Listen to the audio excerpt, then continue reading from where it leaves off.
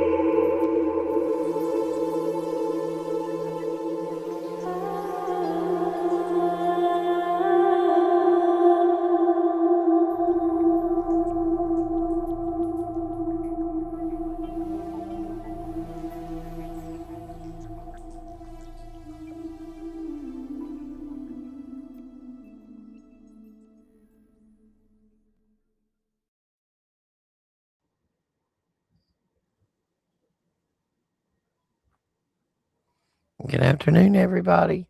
Welcome to Children of the Most High with Roxy, Shannon, and our special guest Clayton is here. Shannon is still on mute for some reason. I have no idea. She must be locked up. Hello, Clayton. Hi. Hello. And Hi. there's Shannon. You can hear me now, right? We can hear you now. Okay. Hi, everybody. It's me, Soul 7. Shannon.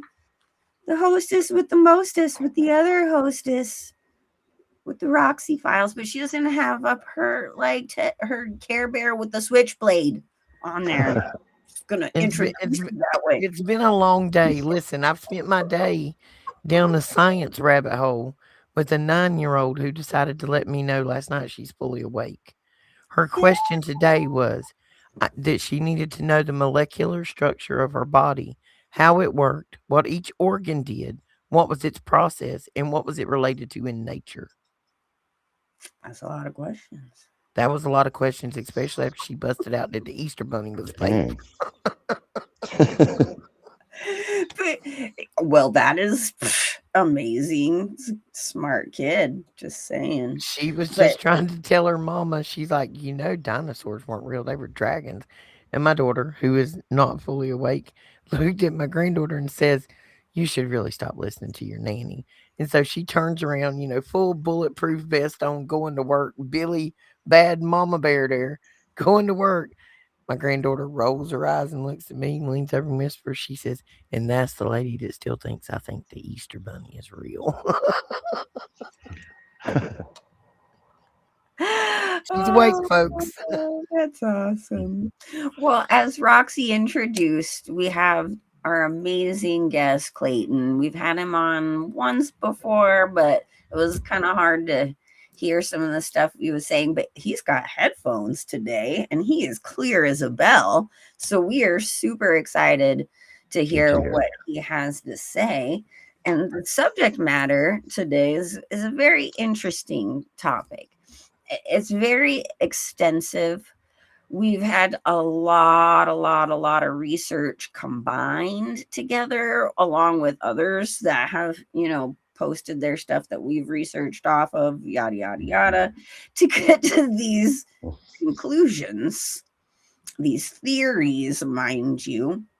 And just when you think things couldn't get any weirder, Yeah. it surely does. And today we're going to talk about how they are trying to turn us into microscopic hadron colliders.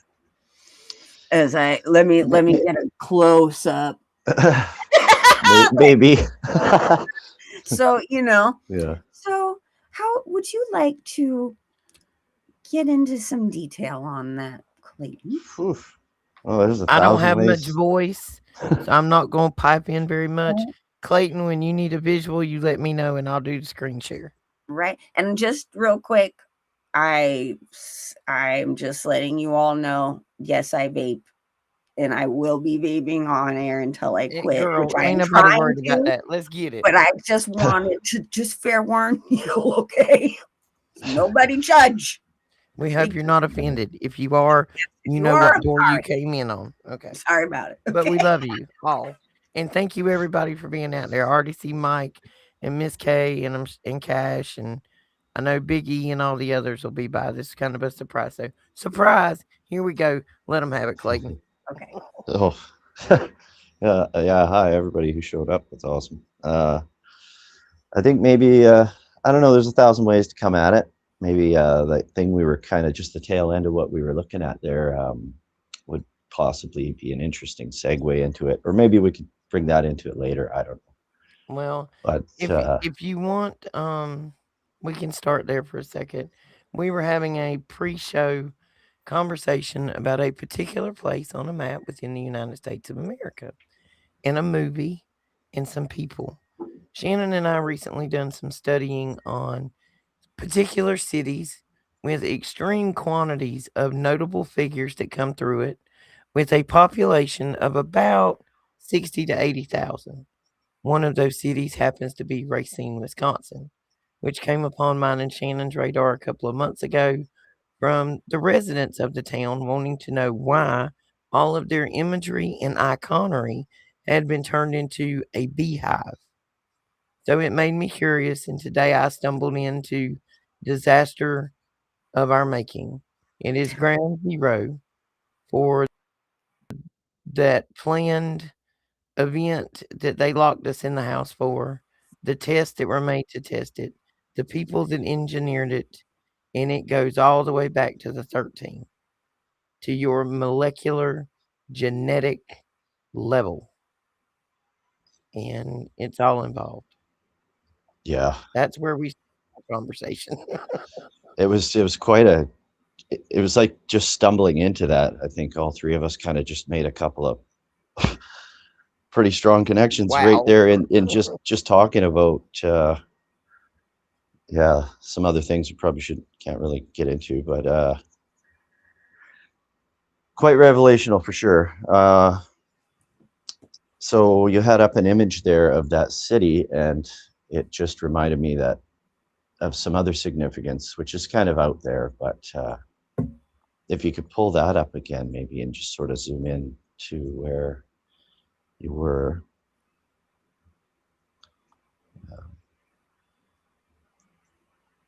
it's all really resemblant of a motherboard. Well, And most people, I'd say, people have probably seen a motherboard in a computer more than they've seen other motherboards out there in your AM/FM radio well, or. for general location for everybody, this is Racine, Wisconsin. This is Lake Michigan, approximately 60 to 70 miles north of Chicago. It is a lakefront town, which is an extreme smart city, holds the base for Microsoft AI, Stargate AI, and SC Johnson. This is the city. And other keywords there, notably right away before I forget, as you mentioned them, smart. Smart is on. This is what I would call very, very macro right here. This is about as macro as, for our intents and purposes, as what you would see on a circuit board, right? So like these are, keywords like pathways, routing, sectoring, compartmentalization. This is all based on a hierarchy of control structure and a grid pattern for things I can't even really get into, but I'd have to think about it a little bit more. But SMART is an acronym. It's not what people think. It stands for Smart Monitoring, Analysis, Reporting Technology, which is on the surface what they're going to eventually, they're already telling us they're doing without coming right out and saying how they've put this infrastructure into everybody. And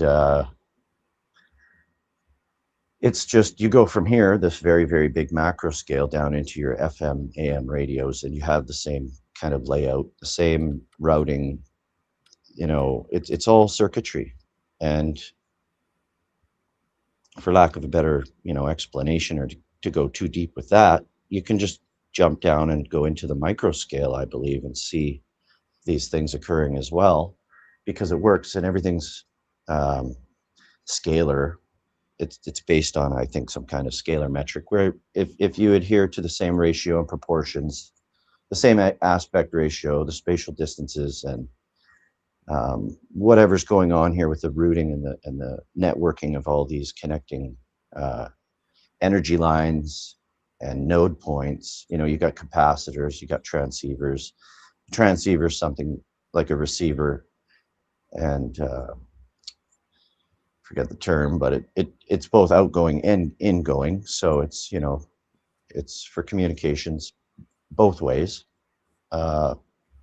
Basically, I think they're converting our bodies into anything and everything that you do see on a circuit board. So the capacitor being your battery, all of our cells are turning into this is gain of function research when they talk about gain of function research. Our cell on a cellular level, you got your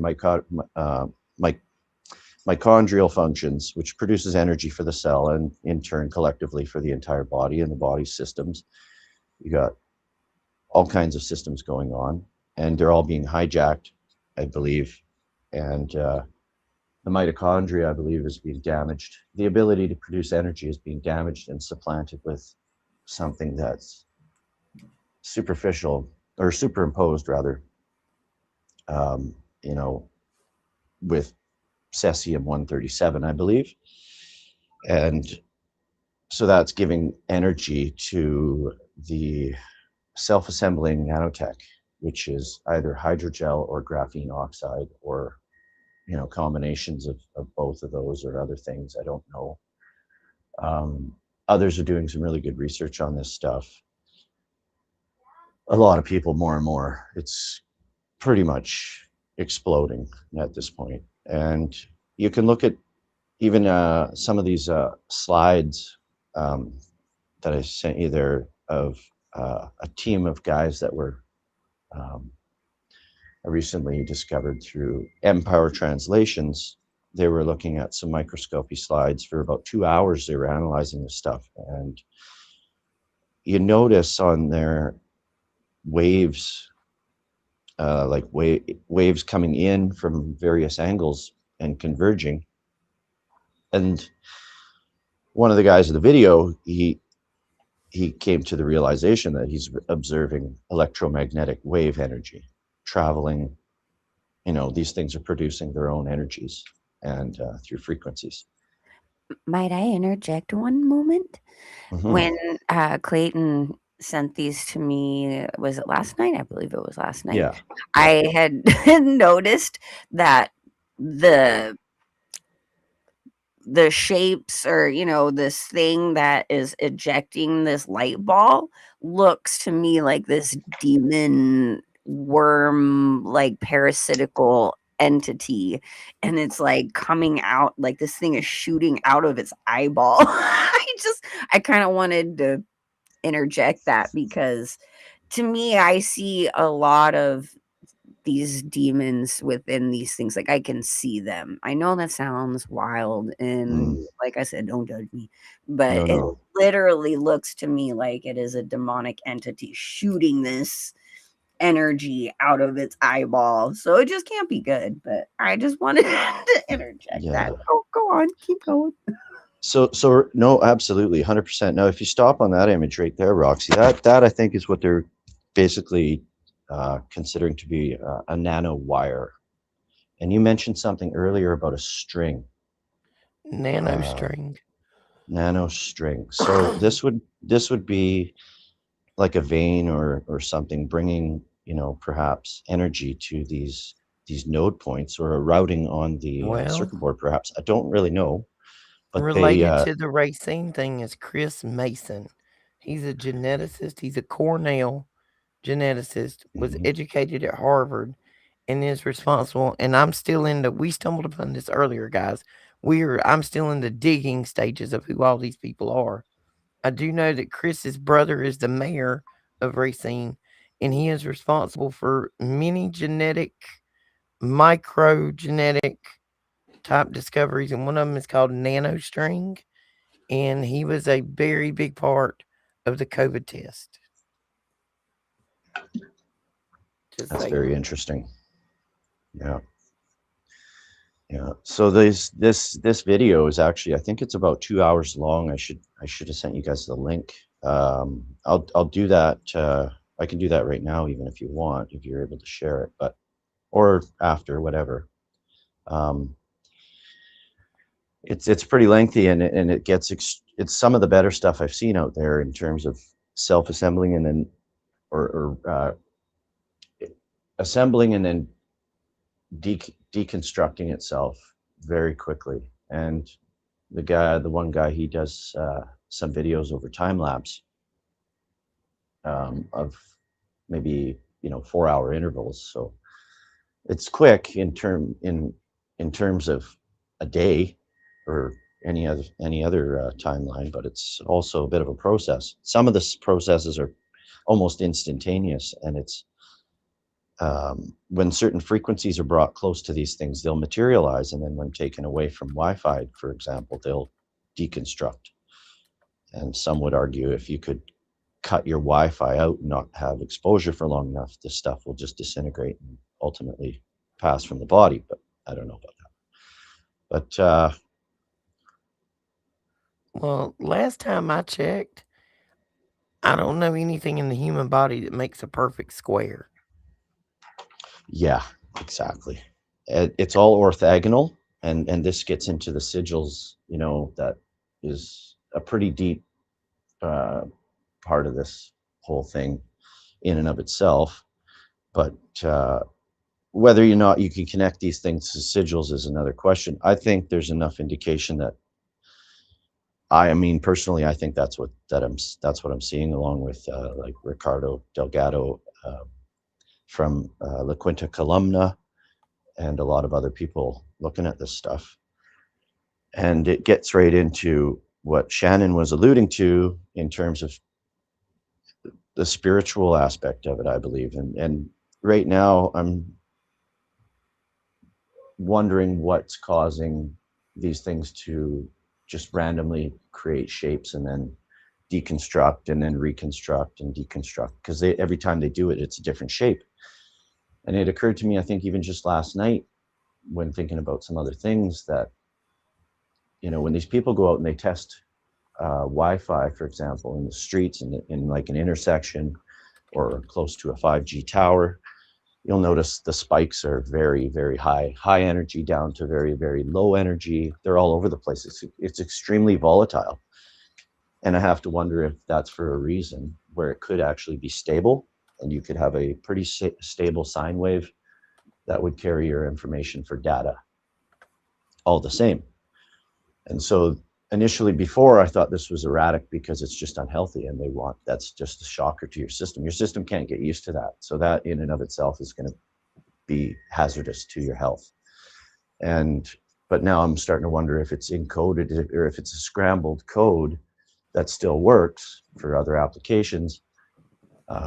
But at some point they'll control that and they'll put out a certain other frequency, which is a spectral signature in certain terms, or by that application it's exactly what it is. And a spectral signature is a certain resonance frequency that all matter has. So depending on its molecular makeup, its size, and its shape, everything, matter is concentrated energy, right, under Einstein's so-called law of the law of equivalence, mc squared,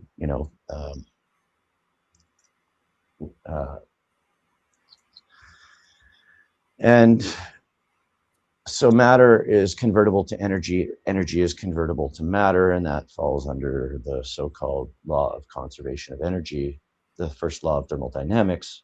And so with frequency, like wine glass, for example, if you have a certain shape or tuning fork that's built exactly identical to another tuning fork, so to say, it has a spectral signature, which is its inherent or intrinsic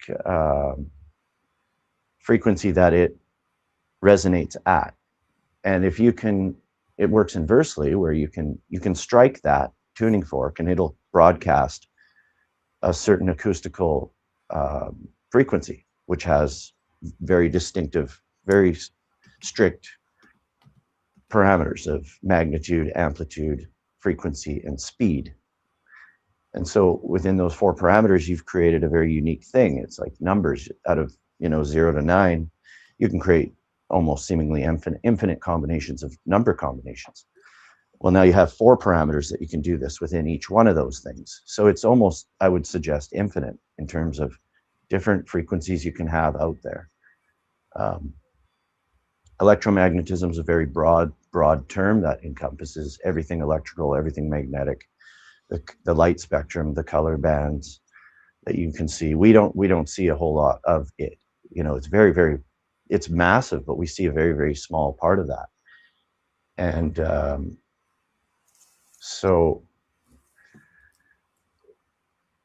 when you get into the terminologies and the etymologies, you start to sort of see a connection, I think, with the spiritual realm in terms of the adherence to the etymological laws that they've stringently adhered to. It's the occulting of it through derivations of the terms that allow them to obfuscate, the rudimentary meaning of something.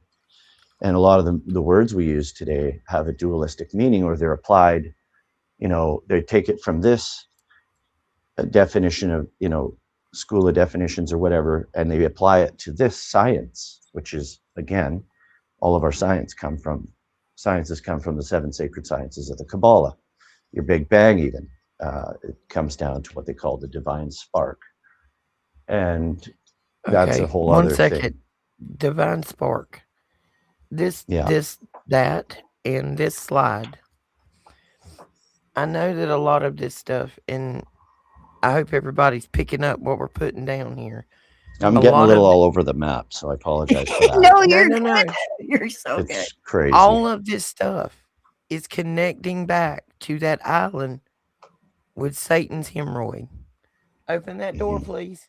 Sorry, Which, mind you, he's hang on, wait. Let me finish this thought. I'm scared I'll lose it. Go for it. This thing, Lucifer erasing mankind by erasing his DNA. Luciferian, Lucifer in. What did we just learn that Epstein put in every one of those shots? A little bit of Lucifer.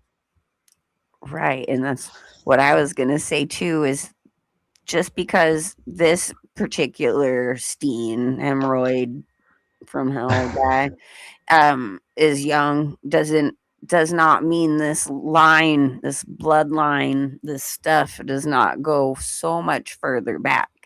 He's just the face. He The was middle face of management, yeah, but it's about his bloodline. exactly. It's not about Jeffrey. It's about Epstein, if that makes sense. Exactly. Yeah, there's something about a name when it comes to certain bloodlines that you just start to recognize certain names. I won't get into that, but that's one of them. The Germanic, you know what? And anyway, I don't know. I probably lost that long string of thought. I have to try and I'm sorry. We were talking about find the my way God back spark. into there. The God spark, Yeah, because I keep thinking right. about my idea has been why was it so dramatically important for him to insert himself into every one of those? Oh, I know. M- I'm up Like against that wall they as well. studied and engineered for years. Now we're hmm talking about labs that are doing this. We're not talking about two dudes in a basement somewhere with a microscope. Yeah, We are talking about some of the biggest hospitals you've ever seen in the world, that size, underground labs that do nothing but figure out how to genetically that's right. manipulate your mitochondrial DNA and every other part of your genetic structure. Yeah, thank you for that. You segued me back into what I was. You jogged my memory. I was talking about mitochondria. So to rewind a little bit, and also, again, as you mentioned earlier before we started the show, Resident Evil came up. So just whatever, if you know anything about that movie where they told you a great deal, you can just think about that. But yeah, the mitochondria. I think that so like the heavy metals, the whole, I don't know, hadron. I have to look up that term hadron because that is an ancient term, I think, as well. Also, I just before I forget, I want to throw out there that someone at work of all places he's not even awake, this guy, but he has made the connection that I didn't know about, which was down in Antarctica. There's around Rothschild Island. There's some other islands that are named after the what's subsequent Hmm. what's. Yep. And I said to him, "You've got to be kidding me!" And I wasn't surprised. I was like that. I said it in the sense that that's just more affirmation for me. Like, you've got to be kidding me. That just makes so much sense because. And I said to him, I said, those islands weren't named after those things, and those things weren't named after those islands. Both were named after something much more ancient. And lambda, actually, as one of them, is a terminology. It's a term that ties back into the etymology of electromagnetism. And it's a unit measurement of a sine wave from the center of a peak to the center of a trough is a unit measurement of any given sine wave, which is known as the lambda or a sine wave. And I think that's pretty interesting. The omna, other one, I don't know where that comes from, but these are somehow ancient names, probably tie into grimoires, names of fallen angels, honestly. Just not there yet. But to get into the whole thing, I would just want to try and nail something down that I think is really significant in trying to understand maybe not so visible, inextricable link between the realms, if you will. I don't believe in multiple universe theory. I believe that there's a realm, there's an energetic realm, a spiritual realm, a spectral realm, and then there's our temporal, physical, materialized realm, so to say. And I think they both exist together in the same place. But what's different is a frequency that you operate on or that you can interface with based on our eyes, ears, everything, right? Senses. Because the other realm is not something you can touch. It's not a material realm. So it still can be there. You just can't perceive it through other senses that you know, you could either see it or maybe hear things, feel things through wave energies, but you can't actually touch something tangibly physical. And so that also sort of can segue into for a thing I'll touch on if in a bit, called Ferlini's magnetic barrier, or the zero approach point, or the zero or the void, even is what they call it. So that's where, if you can create enough convergent multiple fields of electromagnetism at a central point, and this is where I also think they get the term singularity. They hint at it, they don't tell us, but I think this is where it makes sense to me.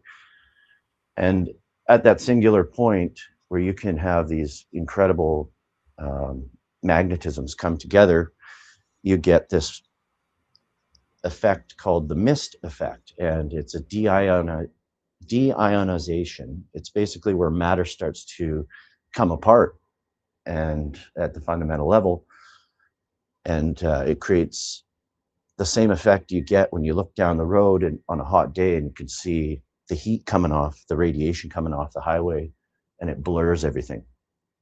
And you can actually supposedly test this yourself if you want to play around with this stuff. I don't dare, because it's part of a ritual. It's one of 5 or 6 parts of a ritual I'm not going to entertain. But this is part of evoking spirits as well, perhaps. And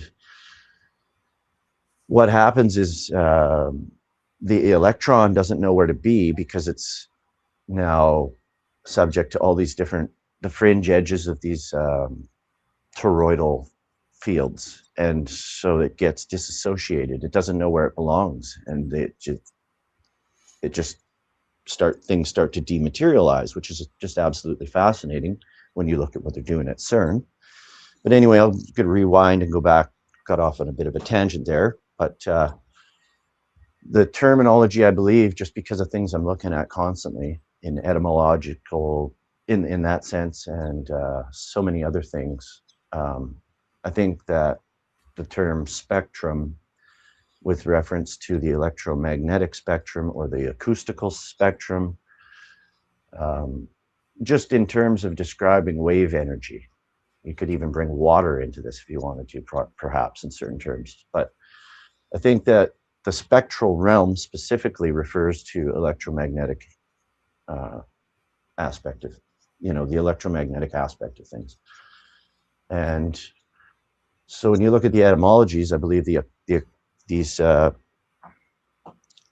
have to adhere to a certain cosmic law, perhaps, where they can't deviate from the word too much, but they do just enough to keep it there, hidden in plain sight, which is the very definition of occult. It's not just hidden, but it's hidden in a way that if you want to know, you can know. It's right there. It's a thin valence, a superficial valence at your feet. And so when you study the words and you chase words back, you'll find that they've been manipulated, and through an indoctrination process of our schooling, we've been given certain feelings about a word. So when somebody says imagine, for example, you think, well, that's just to think something up in your mind. It's harmless, but it's actually, if you chase it back, you can find out that it's to do ill. It has negative connotations to another person. To imagine is to conspire against somebody, and then you wouldn't think so. But nobody knows that. You just make these assertions based on the everyday applications that it's used in growing up.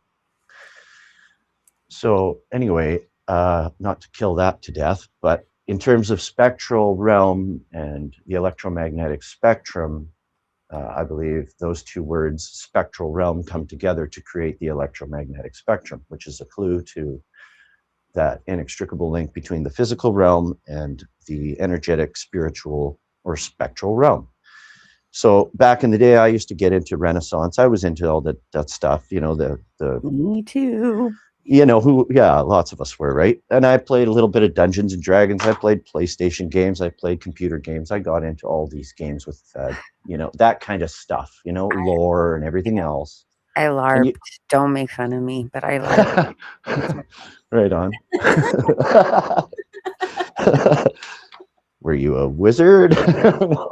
I was a healer. Awesome. Oh, yeah.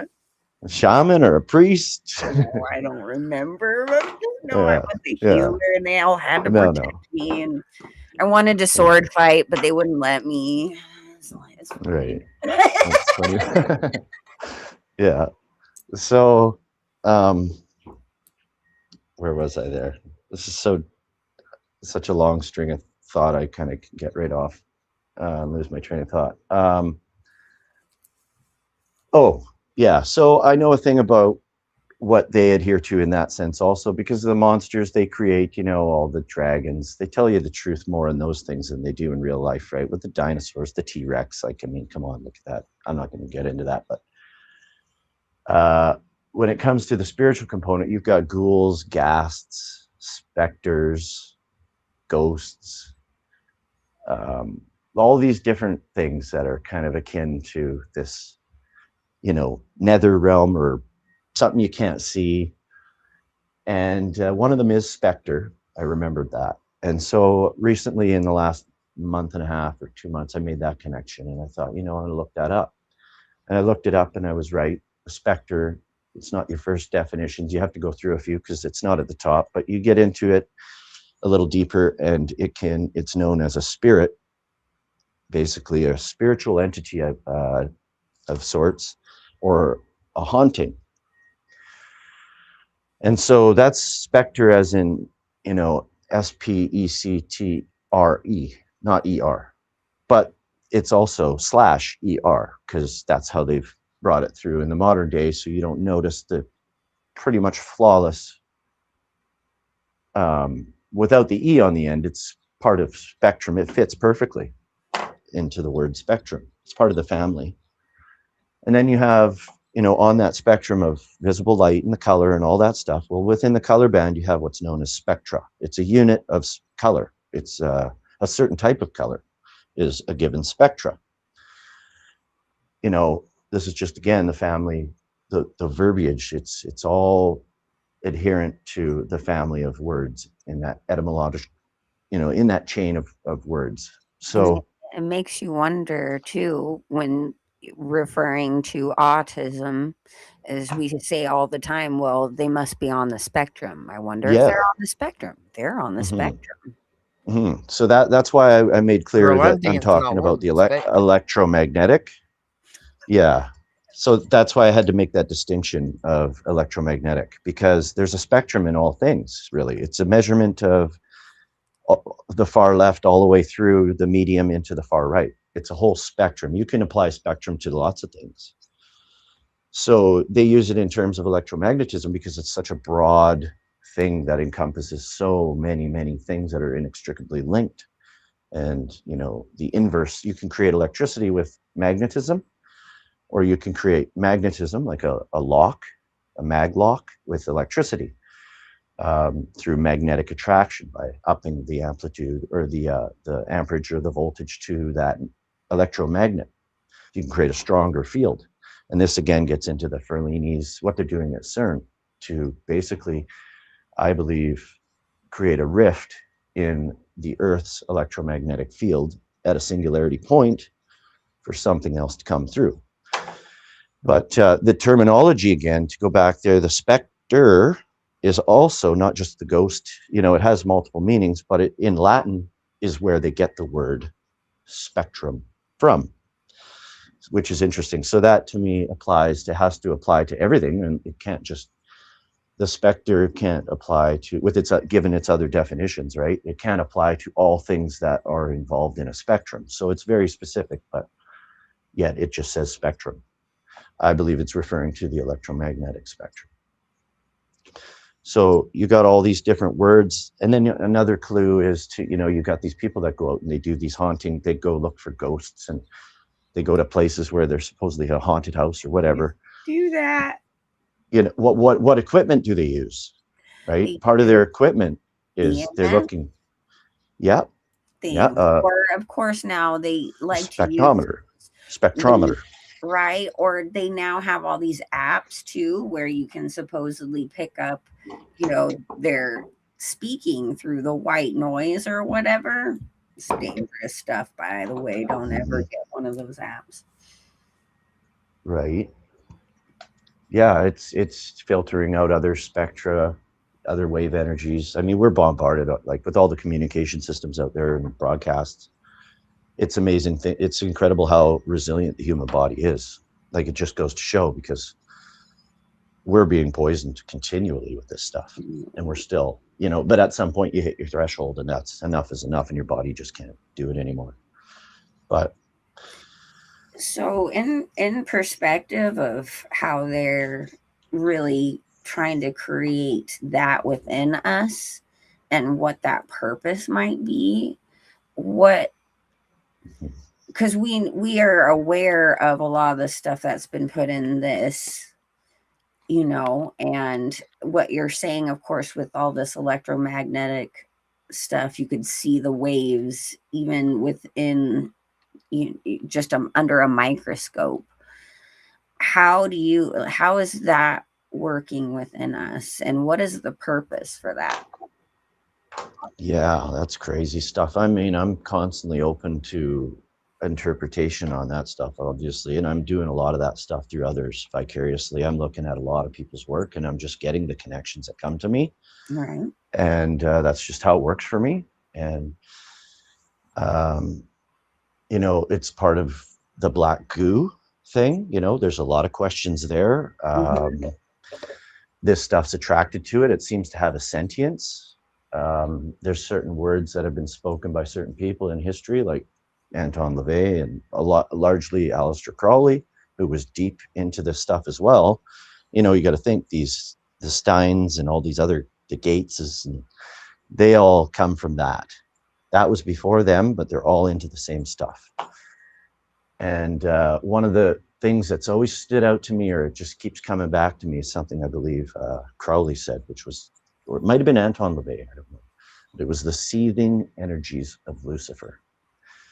And so when I see these things like Morgellons moving around on their own accord and being attracted, if you put your finger towards it, it reaches out to meet your finger. To me, that again is the realm of electromagnetic, positive ions, ionic charges, opposites attracting. This is the secret stuff of our realm, which is told to us in terms of things like gravity. I don't know. I think eventually gravity will be able to be solved by electromagnetism. I don't know how, but I just think Well, they lie. They lie about a lot of I stuff. think the Earth is a magnet, and it's what's holding us to it. Absolutely. Your frequency, Yeah. your charge is how much pull this big old magnet that we riding around on has on you. Yeah. And going outside barefooted on the earth, grounding yourself, equalizes you back out to where you're supposed to be. It's what the Schumann resonance is. It's the electronic magnetic pulse. It's supposed to keep us and everything here in rhythm. Mm-hmm. So I know that you've talked about before, like the Merkaba idea, where the whole idea in the Kabbalistic teachings is they want everyone to be in this field, this Merkaba field. Could you explain that a little bit? Because I feel like this has a something to do with what they're trying to create magnetically within us, right? And how that connects to the Starlink and CERN in itself.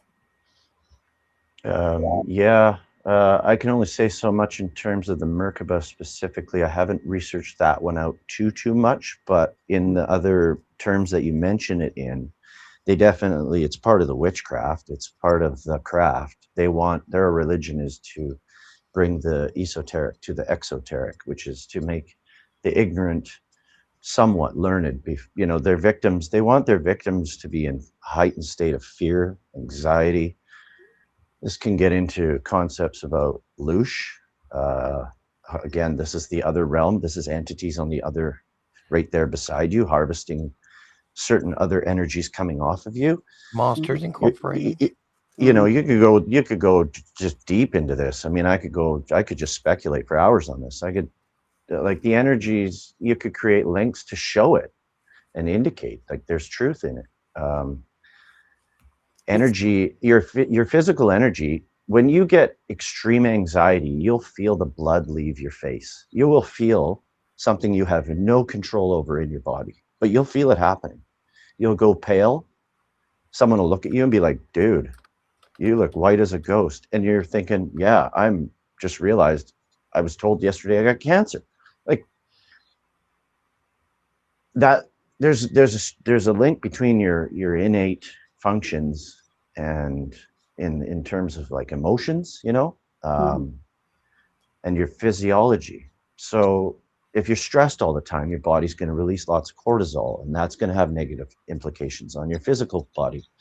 So like there's a lot of ways to give weight to the idea that this whole loosh concept could be real, where you have spiritual entities that are right there in a different shade of a different electromagnetic parameters, just off a shade off of being visible, but they're right there. This is, you know, your belief in the spiritual realm, whether you believe that or not, but they could be sitting there harvesting your fear. And I do believe there is something to that. I don't think that hundreds of thousands of people are saying this, and occult teachings teach this through grimoires, magic books. This is what they firmly believe in. And recently I've been getting a little bit into that stuff, and it's terrifying. Right. But, well, I know that the Merkaba is considered the chariot. right, the chariot of Ezekiel. Right. So this is the Kabbalist belief. Thank you for making that memory, because that connection just afforded me to realize that I actually can speak on that. So that's part of, you know, what they hope to see is third Enoch, I believe, is who, well, Metatron is based on Enoch. And this is where I think they're lying to each other. Or I need to learn more myself and find out maybe that first and third Enoch are, perhaps we're being deceived and we shouldn't be looking at either one of them. I don't know. But well, I think it's the opposite. I think the original story of it is more accurate, and then when you get into there is one that is based off of Kabbalah, the Kabbalah, and that's where it contradicts itself, where everything they state in that particular book is exact opposite of everything that the original story states, and why he walked with God, and the whole Metatron thing, which is very highly just infiltrated through the whole New Age movement, which is Luciferianism just in bright, shiny colors, you know, with the promise of utopia. But, you know, you're right. Metatron's a name, I believe, that's been given to sort of obfuscate away from Enoch. Right. They believe that third Enoch, it might be that their Messiah, I think, is third Enoch. So, you know, there is deception in the one book specifically, but the origin of that story is 100% true. It's just like in King Solomon's story. There is a lot that has been pushed into the Kabbalistic sense and misdirected in what the actual truth is behind the whole purpose of God behind that, or as I should say, the Most High. We're trying to curb our etymology as we're learning. Not all these words work, but I didn't mean to interrupt. I know I didn't want to stop your thought process, but No, it's fine. I'm with you on there's deception in there. It's just one. And how can you tell? It's the contradictions, you know? Well, what's interesting is, I mean, you can get this from people doing research about them and what they believe and this and that and the other, or you can actually just go to the horse's mouth if you want and go to their classes. Yeah.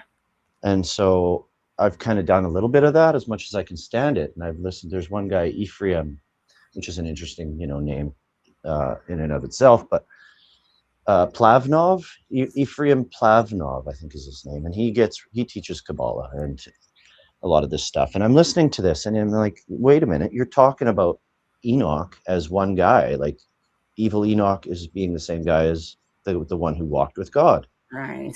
And so that just threw me right off, you know, because there's also the Enoch who is the son of Cain. well, that's third Enoch. That's who I'm referring to, the evil Enoch. Exactly. The one who built the land of Nod.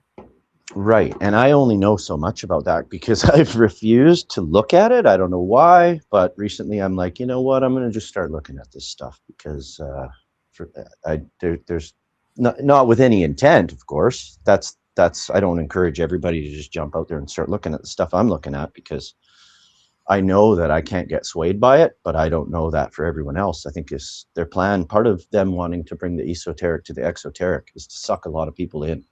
Because if you don't have a strong foundation, Jesus Christ, you will believe in this stuff. I have to watch myself constantly.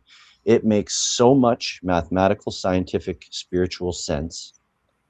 You know, when you start looking at the diagrams, this is ancient. This is where all our science comes from. And if you can believe our science, well, then you should probably look deeper and see how they give you the other half, you know, to the occultists and the.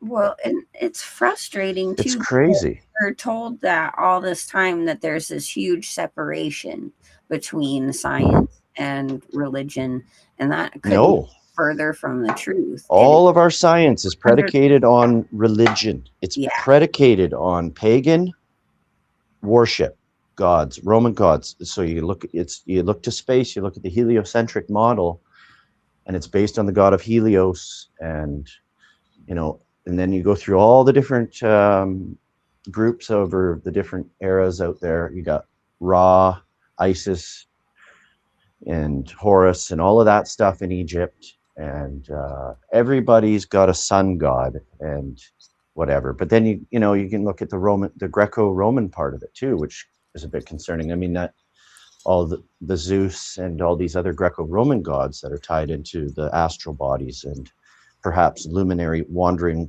luminaries. Well, remember the fall of Egypt ended with Roman infiltration within, you know, with Cleopatra and that whole thing, and Mark Antony. So, you know, they had been integrated that last, you know, several, if not like 1,000 years, like supposedly a long period of time of reign. There was huge conglomeration of the Roman and Egyptian empire. Yeah, no, it goes into everything. Gets into psychology, you know, and everything I'm looking at. Parasitic mind control parasites. You know, that's a whole other thing I could talk about for hours. Is just demons and show how they're linked to parasites and how that, you know. Yeah, and how, you know, demonic possession or demonic influence is like there's links to schizophrenia. We talked about that a bit. In it, you can go deep right into that. All kinds of human conditions, and it's all based on the spiritual having weight over you because of spiritual contracts, which comes, in my belief, from our sin nature and what we've been born into. To exist in this world, you have to comply with so many things that this whole, again, pagan model. So because our whole everything is predicated on this, you can't actually exist in the system by going against the grain 100%. You have to make concessions here, there, everywhere. You when you sign a contract, when you're signing, that to me is a spiritual thing of acknowledgement and agreement. You're offering your signature, but I believe in spiritual contract as well. And when you enter into that, part of that is sigil magic. And by signing your name that has been given to you upon birth, there is spiritual meaning in that. I don't understand it, but looking at all this sigil stuff and the uniqueness in these ARS Goetia sigils, for example, the 72 dukes, kings, princes, marquises, and then all their infernal legions, it just goes, you know, into the circuit board and the similitude with that, and how to invoke these things, these demons, you'd use Gregorian chants. So this goes back again into the temples. I don't believe everybody's intuitively jumping to this Tartarian millennial reign approach with respect to these giant cathedrals that have absolute beautiful architecture that can't be done in the same way and last so many hundreds of years or more with the concrete we even use today. Like it's crazy, and nobody can replicate these things. And if you look at them, like Ricardo, he's gone into this a bit, and that goes back to the golden ratio. Now think about that word golden, right? This is the golden age. And so perhaps we should be looking at these towers or these cathedrals in a different sense. I don't know. They might have been spiritual wards at one point to ward off harmful spirits, because if you look at the cymatic shapes that they have in their windows and stained glass, like I know somebody who would argue with and show me some pretty interesting evidence to argue what I'm saying, but I haven't got in deep enough to verify it. But I have my sneaky suspicions based on how these cathedrals were built. So if you take that ratio, that aspect ratio, you can show the Fibonacci sequence in reverse or inversely by using the golden ratio instead. And according to Ricardo, it's a multiplier of like 1.618. And you can do the inverse in division.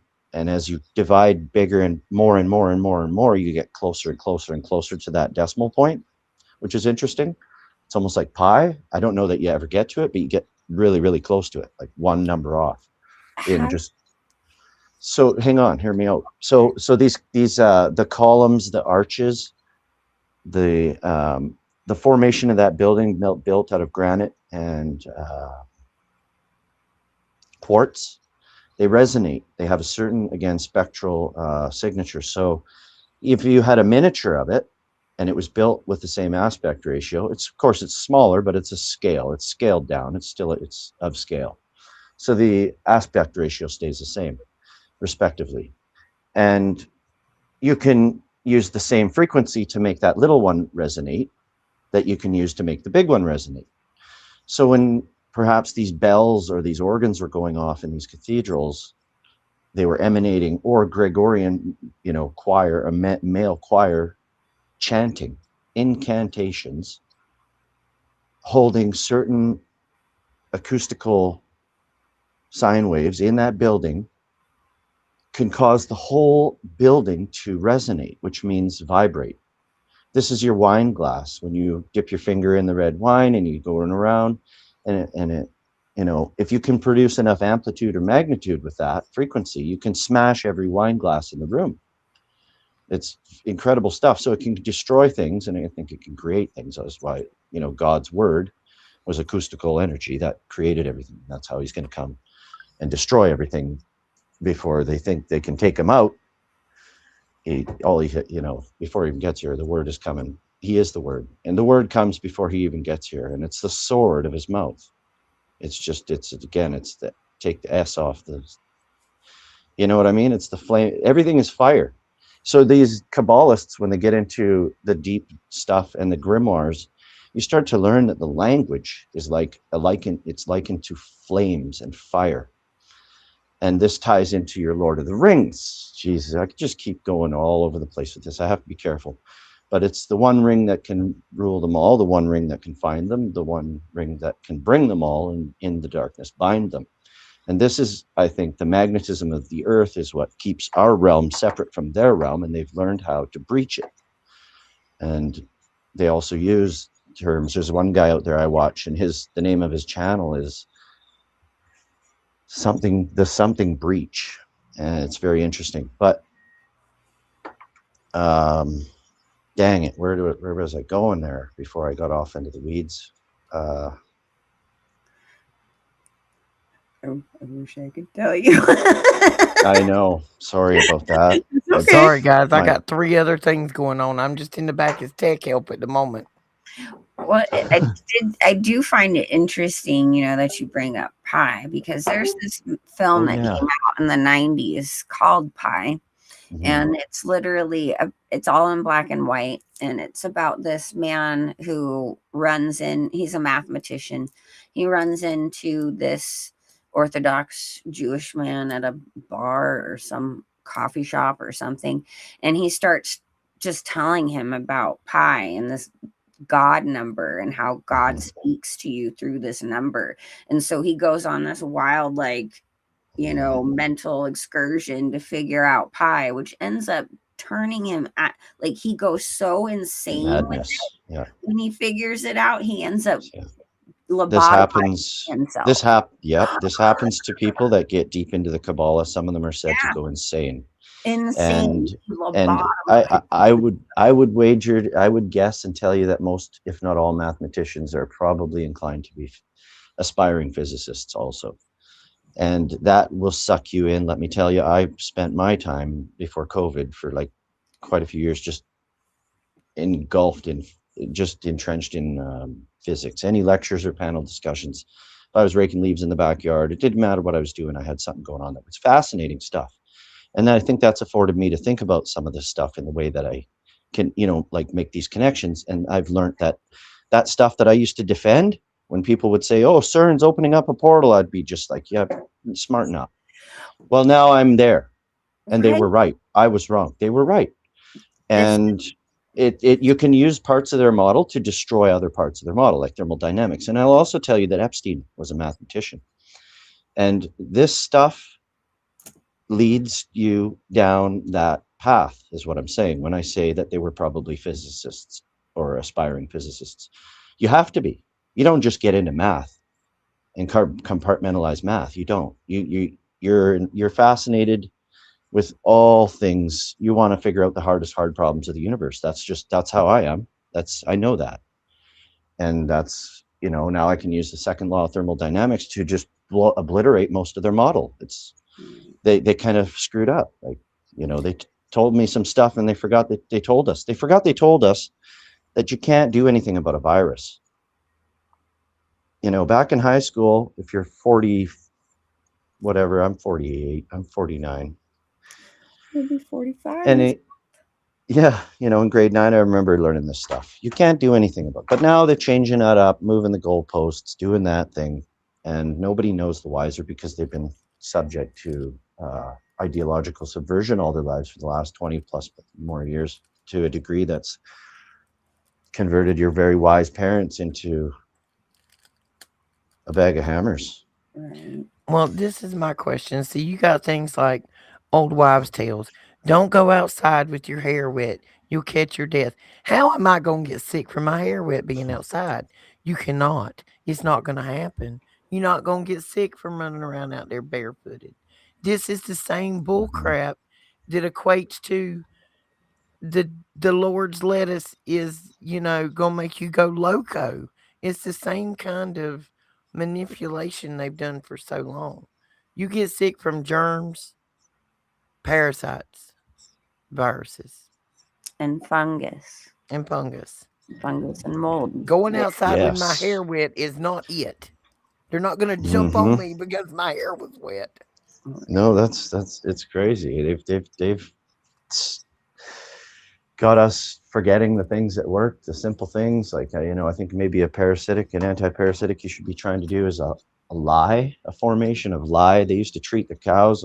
I want to find an old timer to confirm what they learned on the farm about using lye as an anti-parasitic, because I think that's probably likely the best, safest thing, if it isn't full of we did have nano. a farm consultant at one time, but our farm consultant is no longer with us.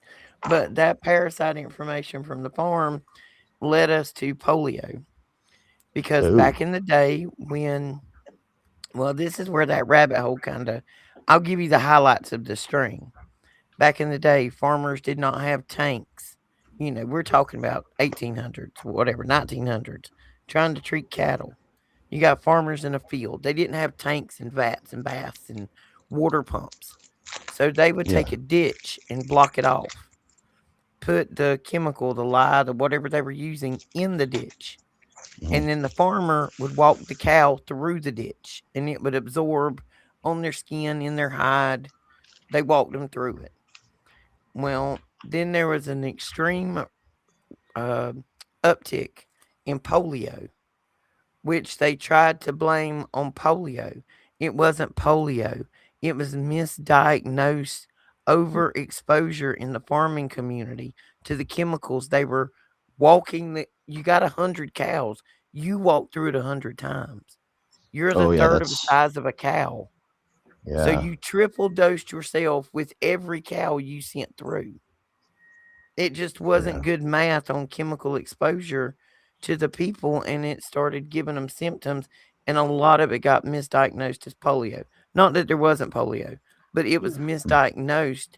A great quantity of the polio diagnosis that we got back then was from that chemical interesting. exposure. It could have Yeah, been done in a better way, and it probably yeah, would have worked yeah, fine. It was yeah, the application of the product that was the health risk, the exposure yeah. problem. Yeah, it's repeat exposure like that, uncontrolled repeat exposure. If you're walking through it untold times, yeah. But the video I saw was a guy who's mixing a very small controlled amount of it, to the proper ratio for body weight, and then he would pour that over the food, and they'd eat it once, and I forget the entire regiment, but they do this basically quarterly, and they would do it on their pets themselves. But Yep. I haven't really looked. The I don't Amish really do it. know. The Oh, okay. Amish are I feel like we just need to go hang out with the Amish for a little bit and learn some stuff. I mean, I'm I down. know. Everybody want to take a field trip? listen, right now they seem to be part of the smartest population in the United Yeah, States of America. They are the yeah. healthiest. They have the They lowest ref. autism rates.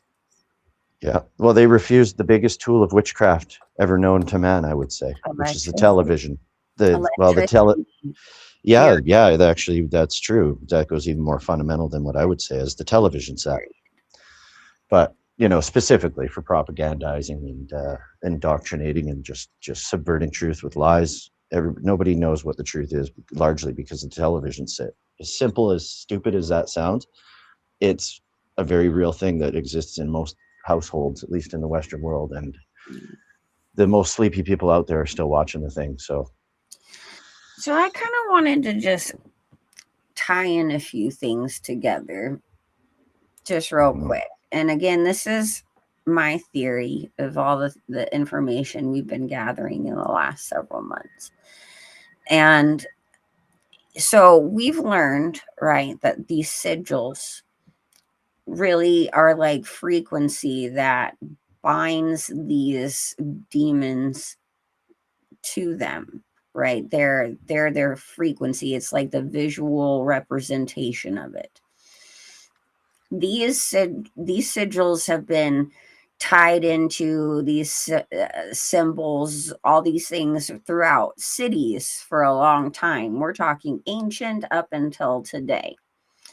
We also have learned that black goo, which is a ancient sentient type of substance that also carries within it this demonic force, could also be related to antimatter. That is still a theory, of course, but yes, no, yeah, it's no, no, no, no. It's very, very tethered to antimatter. right. Yeah. So it's I tethered think. into, and this Yeah. black goo, which we know has been put in this and many other aspects in the sky, our foods, all this stuff. They are this substance, this sentient substance, and through this is then creating this micro city within you through these sigils that are also within CERN, and how CERN works in this Hadron Collider. These sigils, which are the frequency of these demons, and using it with the electromagnetic stuff. And we know that they're opening up portals. So, in other words, they're trying to create us as little micro portals, right? So you add in Starlink, which Starlink is, star angel. It's linking to a star, it's linking to an angel. You Yeah. have all this going on at once, and this electromagnetic power of this hadron collider is, opening up that portal to the pit to then what? Open you up as a portal to the pit. What do you think that's going to do to you? You know what I'm That saying? was awesome, Shannon. That was very, very good, bringing many points together. Thank you. Like, just so the Yeah, audience can kind of grasp like yeah, where we're all going with this. yeah. I know. It's such a broad thing. Eh? It's so hard because uh, everything links to each other. yeah, Everything is such it- important, vital information. They yeah. all go It's all together. framework. Yeah. So So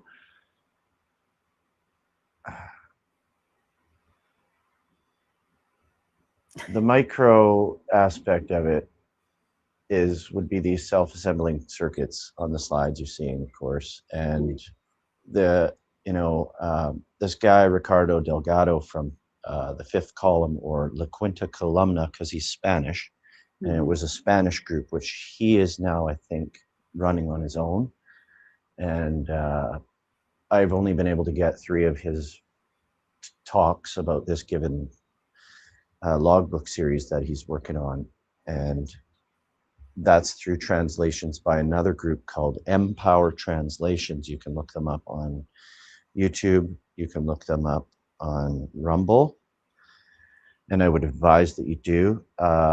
There's video number 8 that can be found in English. There's video number 11, and then there's 12. Those 3 I've listened to probably 15 to upwards of 20 times already, each one of them, because every time I do, I extrapolate more connections from them. They're so extensive. And I think he's largely on the right path.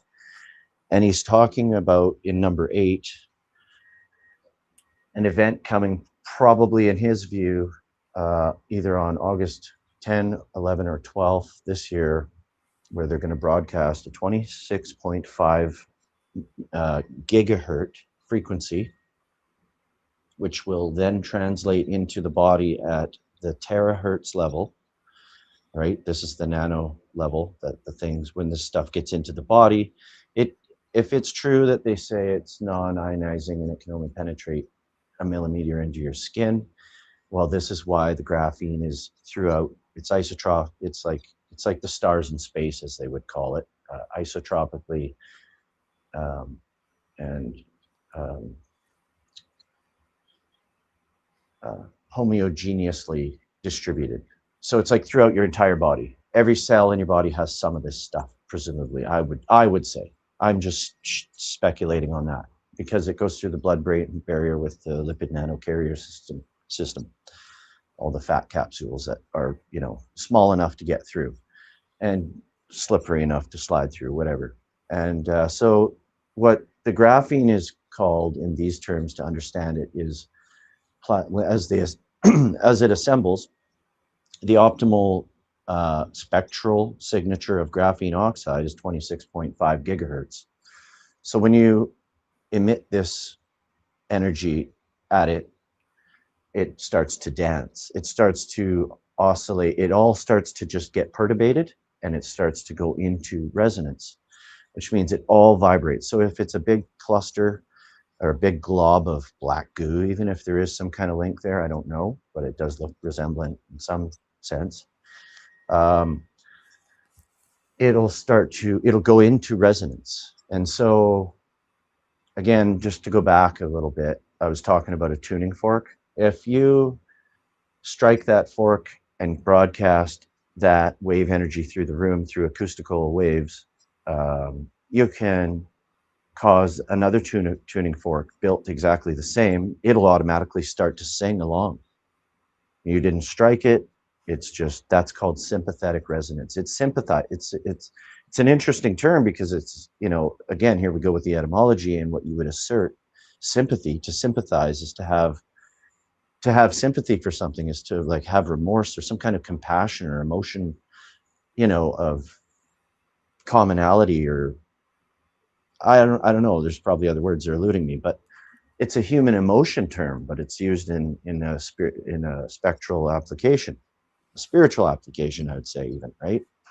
So it sympathizes with that sound and it starts to do the same thing, and it starts to vibrate physically because of that one doing it. It's like you singing because your friend started singing beside you and you felt compelled to.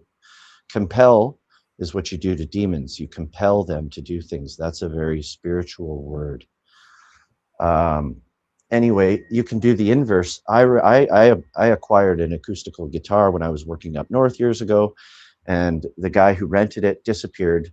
I didn't even know where to return. I just took the thing, and I had it sitting in the corner of my suite, and I was playing some loud music, and I heard this guitar playing, and I'm like, "What the hell is going on here?" And I walked over to it, and when that music I was playing of a certain loudness, right, amplitude or whatever, was enough power to reach across the room, it made the strings, when it hit the certain notes of an unfretted string, that string would vibrate and it would then make the same song. It would sympathize and resonate with the song. It was crazy.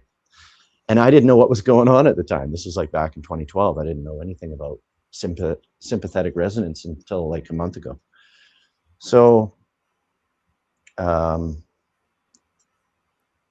it. Well, that's how I have come to understand how antimatter works. Like if one little atom of black matter goes off or has some kind of a reaction, that every single other cell of that antimatter will do the same exact thing at the same exact time, no matter where it is. Interesting. So it's interesting that you bring that up, because that, and Mike from Around the World, I don't know if any of you guys have ever heard of him, but he explains it really, really well. He has a whole spiel on it, on how antimatter works, and Okay. and the volatility of it. I got a question. Okay. As I'm just sitting here listening, and there's this thing that pops into my mind. It's one of these experiments that our fantastical 3-letter agencies conducted, where they took some critters, some bunny rabbits that had babies. They left the babies on the shore, or no, they left mama on the shore, took her babies out in a submarine and murdered them. This was rabbits. We're just gonna we're gonna we're gonna say they started it with rabbits. How about that one? Um, and they wanted to see if mama or siblings' DNA and emotions and frequency were affected when the genetic offspring was taken 2 miles out subsea and ended. And they were. Sympathetic Yes. resonance of Well, that's your DNA at that distance. interesting. That's your quantum theory right there. That's describing the dual slit experiment or the wave equation, the duality, collapsing the wave function and having a sister particle on the other side of the universe. And You already they know the outcome because if you know this yeah. about this one, you automatically know that about that one, which makes information travel faster than the speed of light. Well, And and that's the this gist of that part of it. on Yeah. the human level of that, you've heard many people say many times a mother, if her child dies, or if the child's mother dies, there seems to be this physical, emotional, conscious death of something. You know something's not right, something's missing. When a Yeah. mother grows a baby, has a baby, a piece of that child's genetic structure is left forever in the mother's brain. The mother is forever in the child. Now, just FYI, ladies, this is why you don't want a bunch of baby daddies, because that baby daddy DNA is left in there with your baby too. And a bunch of them baby daddies will cause you to go a little cray cray. Just saying. Look at women with lots and lots of baby daddies. They're a little cray cray. Just saying. They can't help it. Yeah. It's foreign DNA. It's like being a heroin addict to 7 brands of heroin if you got 7 different baby daddies. Your brain is constantly seeking another person's DNA, their sweat, their slava, their other body fluids that come in contact with each other during a wrestling session. That's the way we're gonna put that. There we go. Yeah. During a No, that's wrestling true. session. That's true. That is true. That is said to be true. That the man's sperm, a certain part of it, or something like it's, it stays with the woman. Every man that you've been with, there's some kind of inherent absorption there, or Okay. something in those When you go terms. to psychologists and psychiatrists and counselors after a divorce or a long relations breakup, one of the first things any counselor that's got any grit to them is going to tell you, if you are done with that person, do not have physical contact with them. Don't shake Yeah, hands, don't hug, don't kiss, don't be doing the mambo number 5 on the side because you're lonely. Your body yeah. has to break that heroin type of addiction for that other person's DNA, because Interesting. your person associates that person's DNA with oxytocin, serotonin, and dopamine. That's your person, your friend, your happy place, your wrestling partner. When you be That's wrestling, you be having fun. You put off a lot of oxytocin, serotonin, and dopamine. The right. other person is heroin. If you want to break a relationship, you got to break the addiction. That's Yeah, on a molecular, biological and sense. an emotional sense too. It should tether sort of a spiritual sense into the emotional side of things, which is like a huge conversation too. But I've had that one. Oh, It's absolutely. cr- it's Well, it's a deep one for sure. That's a and very this good points. this can go into even another sidebar on this subject matter. Like Yep. when you hear about the mythology about Set, right? And what was it? Set and Horus? I'm not sure, but um ISIS, maybe. the I don't know. I'm not no, confused. there was a moment where they're battling. Set's trying to be like, I'm the main god of all in the storyline. And the other guy is like, well, fine. You can have rule, but I want half of your power. So then Set then does the mambo with the other guy so he can gain his strength and power. Even in the Quran, the Quran, you guys, Muhammad, he ends up with 150 big Nubian dudes to gain their power and strength and is ridden all night. It literally says that Wow. to gain the power of these men. Now you're talking So, about Typhon, the yeah, tunnels of Typhon. you're so when the Most High is saying not to partake in an man upon Hmm. man, it is because you are literally giving and exchanging said power and strength through these things. It's not a good thing. It's not a good Yeah, thing. spiritual contracting. Yeah, it's crazy. That's the spiritual So contracting. just thought I'd bring that one Hmm. up. Not to be And graphic, but no, it those are has really interesting points, a actually. That spiritual tie that people don't think about. and that tethers right into the occult and their degrees of initiation and everything else, and what they really Exactly. truly to aspire in and ascend through, and all this. It's crazy. It's Kabbalistic probably wise, you guys, just so you know, one of the most powerful ways that they believe that they connect to God is through a young boy in that yeah, act. So a that high should intellect, tell you. capable of much fear because he's smart enough to know imagine how incredibly horrible this is. The smarter you are, the more subject you are to your own mind.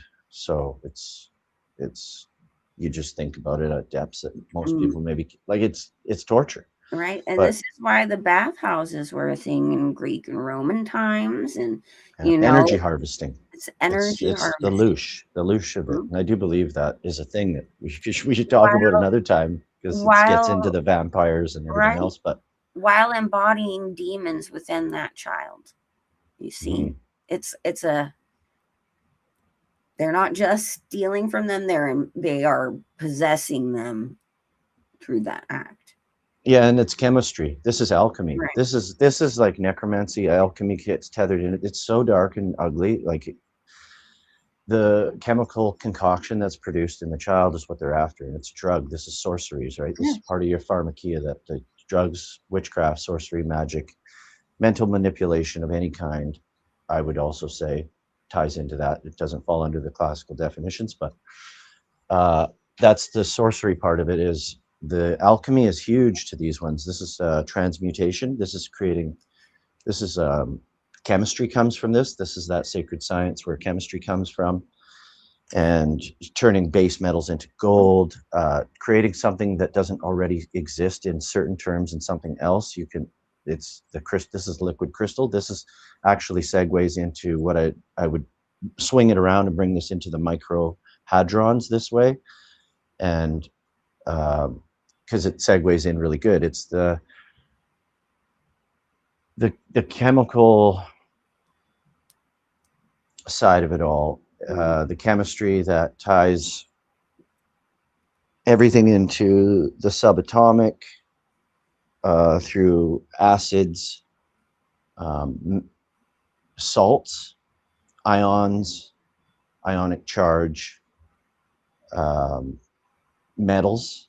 So this is huge. So all the stuff that they're dropping down on us,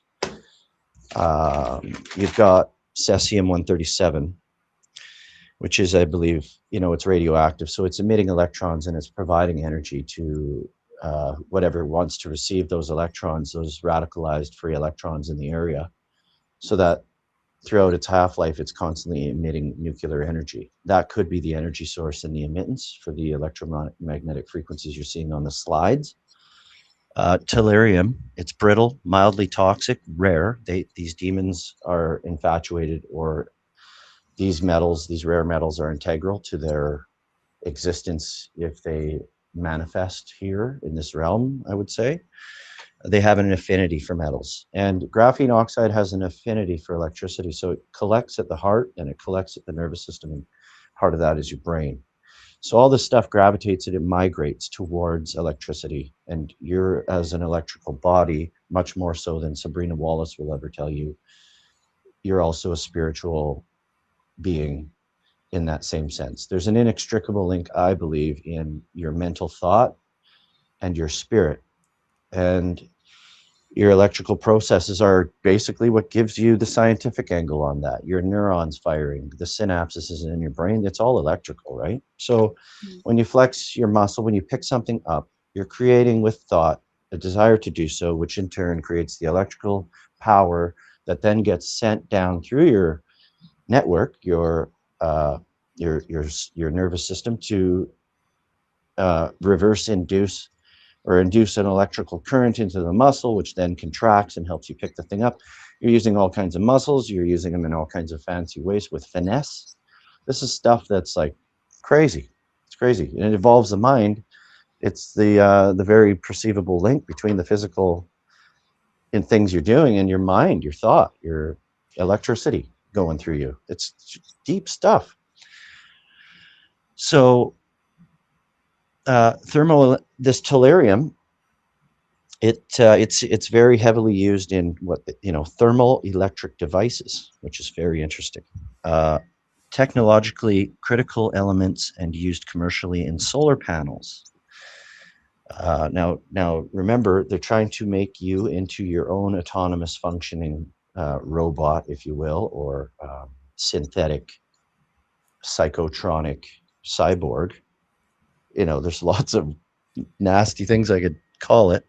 It's related to sulfur and selenium, right? So your body needs to produce its own synthetic energy because they're hijacking that of your own, your spiritual capacity to control yourself. This is the zombie apocalypse.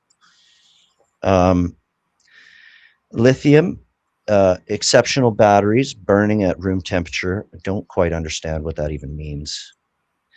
It's used for organic synthesis. So, an initiator in polymers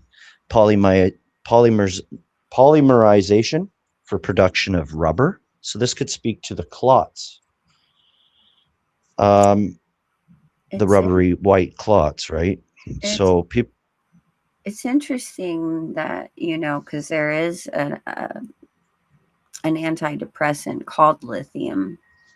Yeah, well, that's the other part I was just going to get into, and I've got written here on my notes, which is also finds use in manufacturing of pharmacia. So I actually dated somebody who had, her father was on lithium, and I won't say too much about that, but yeah, it's incredibly manipulating in one's mood, capacity to think. It's for a lot of observations, they seem to be mindless, if overdosing on the stuff at least. Then you've got aluminum ion rechargeable batteries, for one example.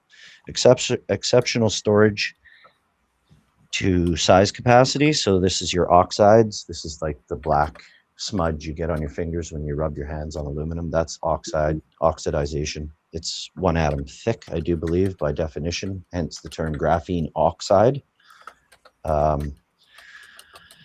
In that state, it's also thermally subjective in heat sinks, right? So it could be something to do with the thermodynamic requirement of this tech.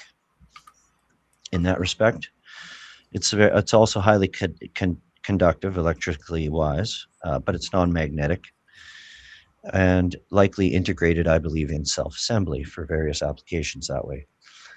Then you have gallium. 2 types. There's a radioactive and then stable gallium nitrate. Properties vary greatly with temperature. So this is also very highly thermodynamic stuff, and it's in your body. There's heat function in there.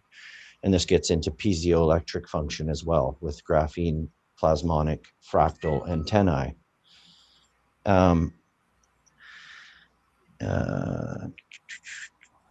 It's resistant to mineral acids, forming an oxide layer protecting, the insides of it. And 95% of its total production is used to make semiconductors, which we are naturally speaking, but even more so as per their gain of function. We're becoming superconductors without the extreme cold, among being capacitors and transistors and everything else, antennae. Didn't get into the strontium or the iron oxide too much, but iron oxide's another one in there. And my friend of mine, Raylene, her and I have discussed this. She's looked into that one quite a bit. I just don't recall what she found, but something I brought up to her was a possibility of rust, but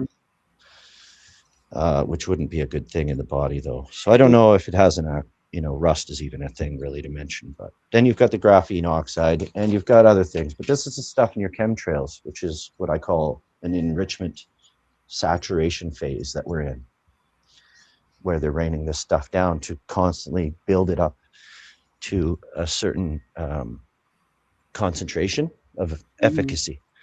So the more of this stuff that you have in your body, the closer it is together because of abundance. And that's just how that's going to go if it's distributed evenly through the body.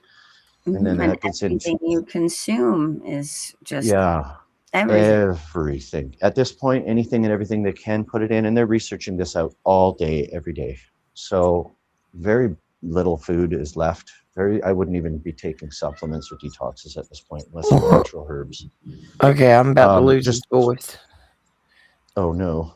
I'm sorry. I wanted to bring in, takes us right back to Racine, Wisconsin. SC Johnson is the one that makes your shampoo, your soap, your pharma, your all sorts of things. If these are the people that are trying to genetically hybridize or manipulate us. Oh, that was lightning. I'm fixing to have to go, y'all. But it was close. But Dr. Bronner's soap, guys. Dr. Bronner's soap. It's safe. If these are the people that are in charge of the umbrella corporation, so to speak, and are trying to genetically manipulate us, we're responsible for possibly ground zero of that, everybody stay at home for 6 months. They're formulating your lotion, your shampoo, your deodorant. Go look at how many products SC Johnson has. And if Mhm. you don't, which I assume most of our audience already understands, the transdermal absorption of chemicals and how small those chemicals can be and be absorbed transdermally and then become part of your genetic material. Yeah. Yeah, like the forever chemicals. Yeah. Yeah. That's what's Yeah. in And light. And this is how they're affecting you with light through the eye more so than anything. But, the or electromagnetic energy goes a certain depth into your skin, as I was suggesting. And then from there, the plasmonic graphene antennae in the body take that same energy, that light therapy or whatever, for optogenetics and epigenetics. They take that energy inside and again transfer it because these are transceiver antennae, fractal antennae, which means they can carry multiple different signals at the same time instead of being attuned to just one. And I guess they operate on some kind of a plasmonic level, hence the term plasmonic. So, through your blood, perhaps in that term, or electricity, plasma, I don't know, there's probably a link just because of the etymology. That tells me there has to be a link. Your blood right down to the plasma in terms of thinking about electricity. So yeah, in terms of this stuff, we're being the world's being terraformed, and we're being bioengineered. nano genoformed. Yeah. Yeah. And so you've got epigenetics going on because of things like gene selection on and off, because of the light therapies. All the lights are changing to this bluer spectrum of nasty invasive light. Even the new street lights, if they look like banana cream, they're not giving you the good stuff. They're giving you all bad stuff at this point. And it's a lot for track and tracing as well. But the whole transmutation thing and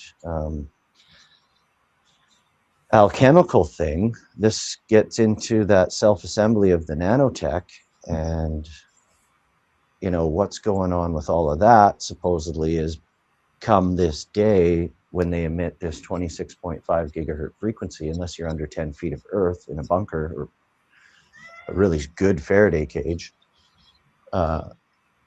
if you're carrying certain proponents or elements in that equation from the you-know-whats, or otherwise food, drink, air, at that point, I don't know. I'm worried that we're all subject to this at this point. Well, I'd like and just go ahead. I don't want to lose this train of thought because it's kind of deep and hard to hold.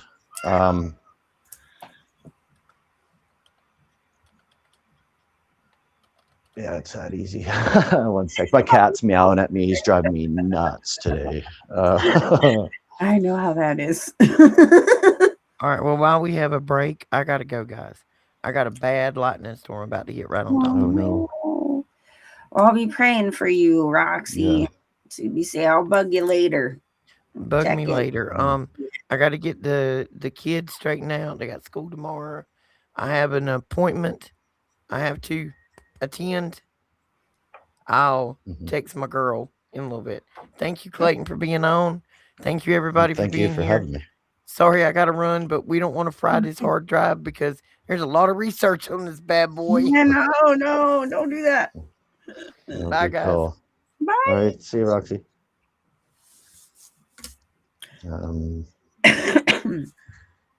Yeah, so this signal supposedly causes graphene to go into resonance, but to me that only says so much. That says it's now ready to be moldable, but I could be wrong. That there's something else that tells me it, that has to come into this.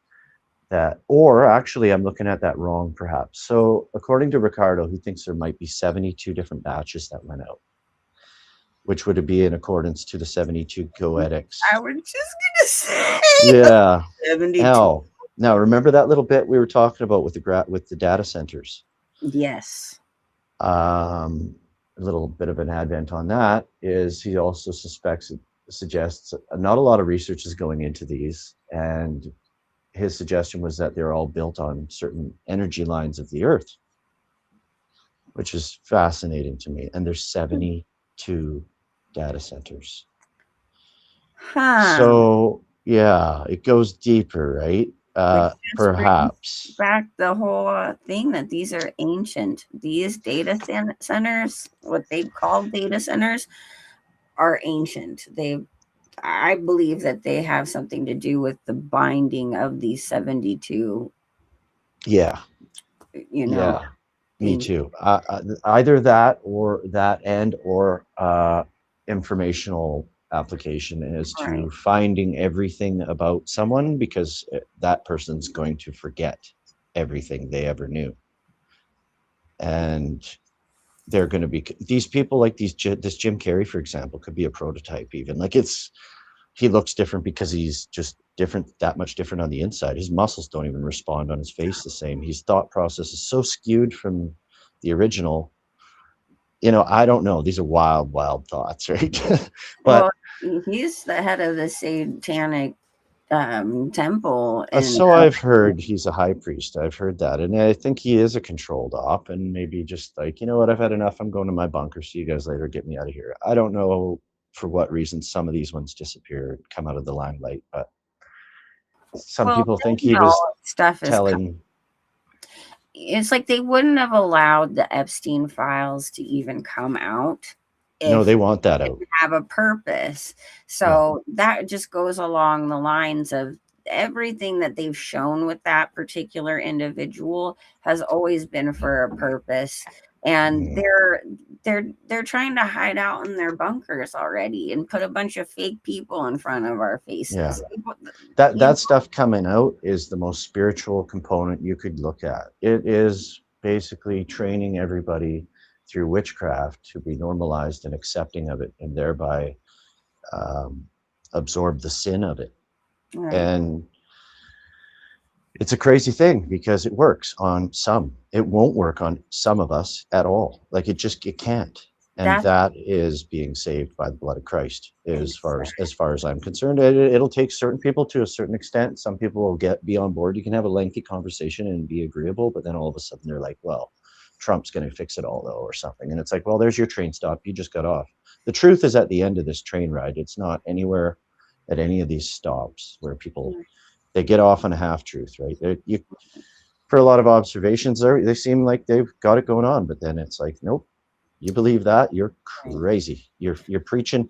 There's people that teach you, Kabbalah is bad, this, that, and the other, but then they're using the names because they haven't learned yet that that's part of that, the Hebrew roots deception, and they're still preaching Yeshua, Yahweh, and it's like, you guys, you can't talk about the Kabbalah if you're going to do that because you look really dumb. That is of the Kabbalah because those, not dumb, but just it's amazing. It's so incredible how many people know a lot about it, but don't know that. And I will say though too. And I got caught up in that. That's how I had to learn to come out of it. Yeah, and everybody has a journey. We're all in different places in our journey, in our walk with, the Most High. And so this is where we try to help each other to learn, and teach each other the things that we know. So that way, and you always take it to the Most High. You ask the Holy Spirit for that discernment on whatever information is given out, including what we're saying here. You absolutely take it to the Most High. No, that's right. And I'd like to say this. I know everything we've been talking about today is a bit overwhelming because it is infiltrated everything. Yes, we have stuff inside of us. Every single one of us does. But this is where the seal of God comes into play. This is that protective bubble that God has put upon us, that the Most High has put upon us, that seal on your forehead, which is your mind, it belongs fully to the Most High. It cannot be touched. It cannot be governed anymore. So it doesn't matter what they try and throw at you. It doesn't matter what's inside of you. If you have that seal of God on you, because you have that personal relationship, then you're okay. But that doesn't mean that you just be like, I'm good. You keep up your prayers, you keep up that armor, you walk every day with That's the whole armor. Jesus Christ. Yeah, that's You why it's ask said to put the him, whole armor on. Some of right? these attacks will breach most of the armor. Like it's got to be pretty, perhaps foolproof, maybe to solve for that, because not everybody's going to have a bunker to climb into. In fact, 99% of Christians won't, or followers of Christ won't. So the only Well, way I and can it's not justify that about, is maybe Satan's little season. If we're yeah, in Satan's little season and there's actually no escaping that, like as I said to my right. friend the other night, I said, you know, you got to, there's some concerning scripture for me. Well, guys, sorry about that. We got shut down out of nowhere. Apparently, the evil one doesn't want us to tell you that you're protected by Jesus Christ and have the seal of God upon you when you have a personal relationship with Jesus Christ. So, that being said, sorry about it. Not today, Satan. We're going to let everyone know how to be protected by you. And that is, again, you put that armor of God on. Every day you ask Jesus Christ, the true Jesus Christ, to mold your steps to his steps. You keep your eyes on him always, at every single moment, and you will be just fine. It is not about this flesh suit. This is nothing. This is just a means to an end. Every single one of us will lose this flesh suit. Yep, No one is exactly. promised tomorrow. So keep your eyes up to the There'll sky. be a new body. This Yeah, this one won't do you any good on the other side. It's part of the Mhm. first part of the first death. That's okay, because this is breaking down on me. I'm a little tired of it. You know what I'm saying? I'm like, I'm over it. But Yeah. Well, I anyway, wanted to get into the sigils too a little bit there, but we'll go ahead and, whatever. because we're back on, we still have 25 people hanging on in with us. Thanks for your patience, but please continue, because I mean, might as well. We're still going. Do you still have any of those pictures offhand of the Goetia sigils? I don't know, because that was a Roxy thing. I'm not Okay. the tech guy. I'm like, Yeah. see, That would have been in an earlier email from that first show I sent I was on, I think. But I'm still learning anyway, this stuff, so please have patience with yeah, no worries. me. One of the reasons why it's like Roxy has to be here. Yeah. Well, these sigils, if you look them up, Mhm. the 72 kings of Let hell, me, let me see if I can. ARS Goetia.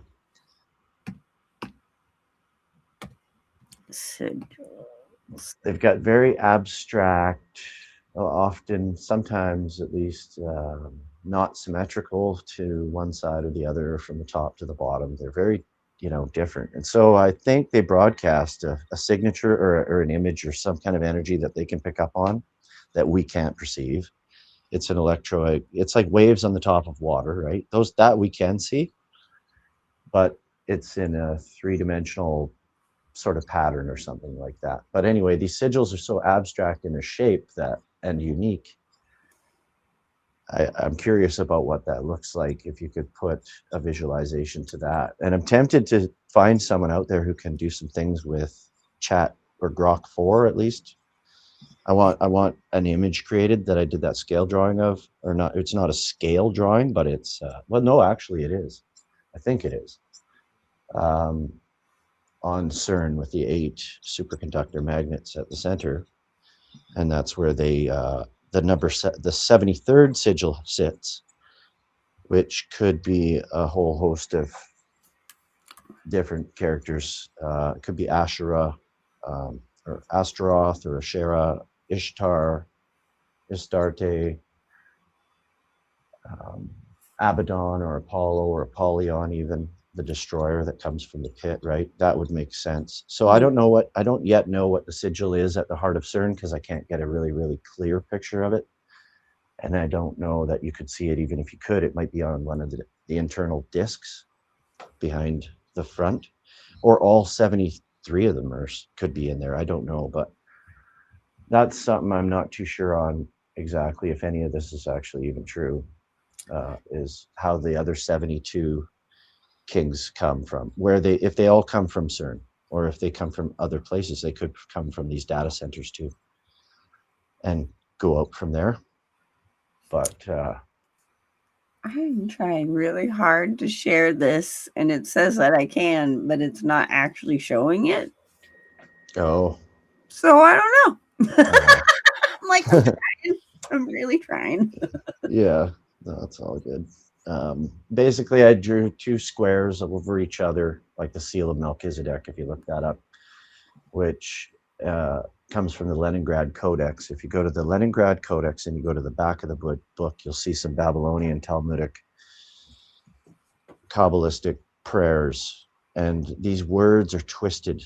They are going around. You have to read them in a certain pattern, which I also have screenshots of, or you won't be able to determine what's being said there. And they say they're prayers, but I think they're incantations to demons. I don't know enough of the Hebrew, and I haven't found anybody who can translate that to me. But it's a hexagram inside of an 8-pointed star, which is the seal of Solomon encased in the seal of Melchizedek, which is also known as a number of things, this 8-pointed star. So I can't really say, but according to Benjamin Charles, his work seems to be suggesting that it's the seal of Melchizedek, which is odd to me, because Melchizedek is supposed to be, very godly, very, very looked on very, very well by God. So unless there's a great deal of deception through that, I'm still a bit confused on that one. But I do know there's a lot of deception in what I believe the Masoretic text, which was written by the Nazarenes for the Nazarenes 1,300 years or so after the Septuagint LXX, which supposedly Jesus and his disciples used, was the Greek form, Old Testament, the Septuagint. And the Masoretic is the deception that has, a lot of people are now showing this. Ben I think was one of the first. He's the one who did something with it and actually made some really good videos with it. And there's some others too, but he's still working on that whole thing, and he's kind of shown me to go and look at the Leningrad Codex, which is mind-blowing if you go to the back of the book, at least, and look at the imagery there. And it ties into the Star of Remphan and Cheer and Moloch, the Seal of Solomon. Well, that's just the thing, right? I don't want to interrupt your flow, but the Seal of Solomon that we have been told, which is really the Seal of Remphan, it's the Star of Remphan. Yeah, that's what we've been told. But in the Greek, writings of the books of the Apocrypha on Solomon, it proves that the actual seal on the ring was a pentalpha, which is a 5-pointed star. It is not the 6-pointed star that we have been told. So that's interesting. where is who somewhere, somehow in the Masoretic version, they changed the actual original seal of Solomon? Perhaps. Interesting. Why though? Because there is enough evidence though to show that the hexagram is used in the rituals all the same. It is. It has power to it, but it's the opposite. It's not, because the Archangel Michael gave Solomon the ring that's the story, right? Yeah. But it was a representation of, it was a seal of God himself. Yeah, according to that story. Right, but when it says pentalpha and not the hexagram, that is a completely different thing. So when you're telling everyone that the seal of Solomon, which is supposedly the seal of the Most High, is really the star of Renfam, they're directing you to believe that the Most High is really the inversion. It very well could be. It could be. That is very, very, very good points. A couple things with that. I don't know, at least as spoken of in the Bible, God speaks pretty harshly against the star of your god, Moloch or Remphan or Chiun or whatever. And it's almost suggestive that, like, there is a seal of God, but we don't know that it's a star. That's one thing there. Yeah. The other thing maybe could be that they do invert all things. That's their law of reversal and laws of inversion, and so as above, so below, whatever. All of that. And there could be an element. So the other thing I would suggest is when they say God, you got to be careful with that, because they are looking at Lucifer as their God. He's the architect of the universe, and they believe he is the God of all creation. But I will say this: if the Archangel Michael is involved, that is directly from God. And that is only mentioned a handful of times throughout any of these biblical writings. Yeah. And this is where it gets confusing, because I believe through ritual, they may have actually the power to command good angels. And a lot of these angels in the AROS Goetia can be maybe falsely interpreted as, or these demons, otherwise known, I believe, to be fallen entities, disembodied spirits of fallen entities. These 72 are the 10% of the 200, or a certain percentage of the 200, I guess closer to 33% probably. And I think they do also evoke or invoke good angels, the protector angels, like, you've got Michael and Gabriel, a couple other, maybe two others that are really well known in the Bible that the names are eluding me. But I do think that they somehow try to tap into these ones and hold them spiritually contractual bound in their seances as well somehow. I don't know, because if you look deeper into some of these Goetias that I sent you, I think I sent you, there's some stuff I'm looking at, different books right now, and they have in their rituals mixed. They've got Archangel Michael in there, but they've also got Gadriel, and they've got a lot of these other angels that are not good angels, and they consider these to be angels of protection that they sequester to protect them and do their bidding for.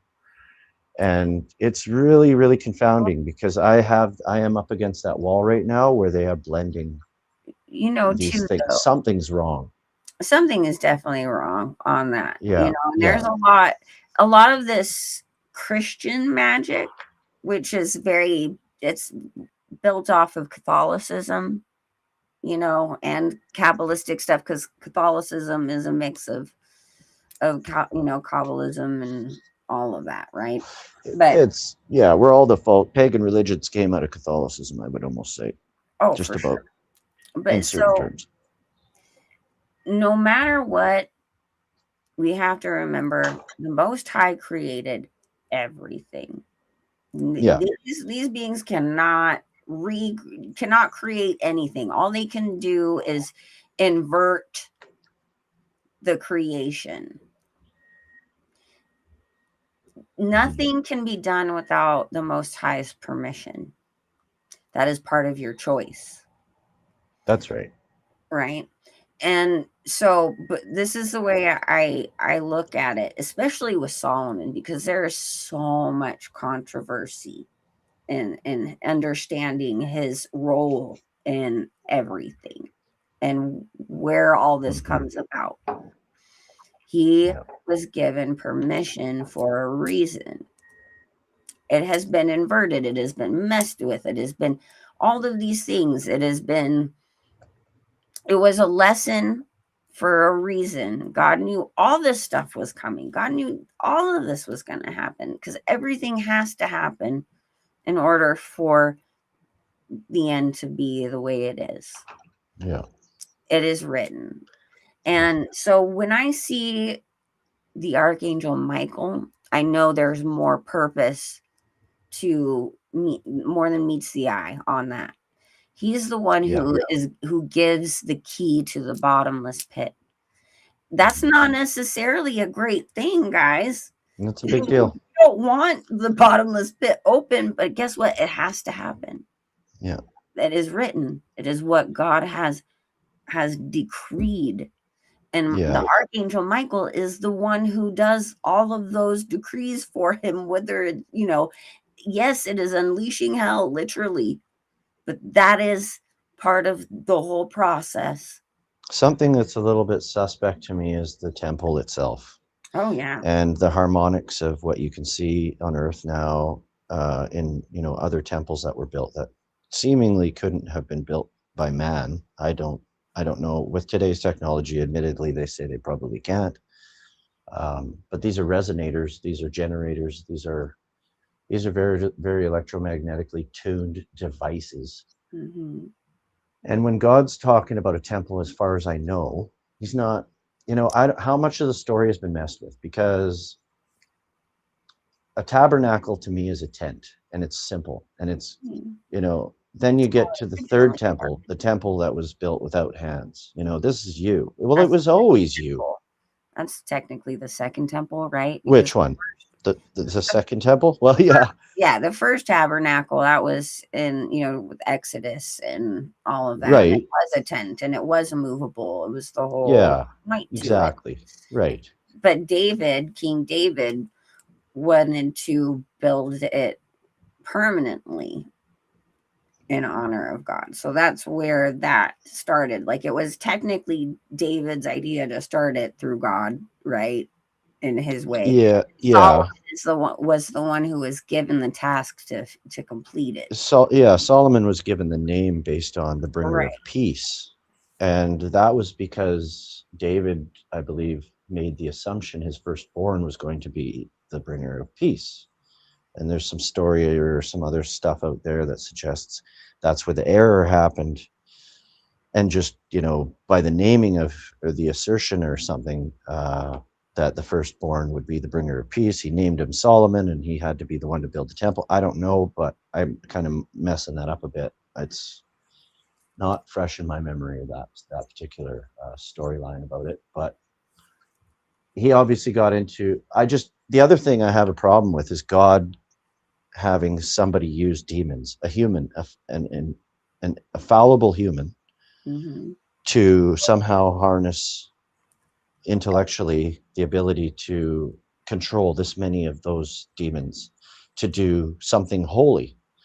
And these are the 10%, supposedly some would say, that were remaining after the 200 fallen were destroyed or something like that.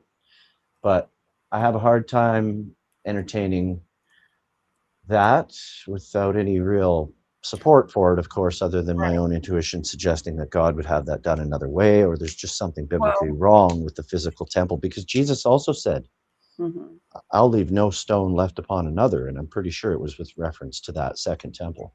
There was something very ungodly about that temple. And I think that temple was built to communicate with demons, specifically for that in mind. I think it was built by them, of them, for them.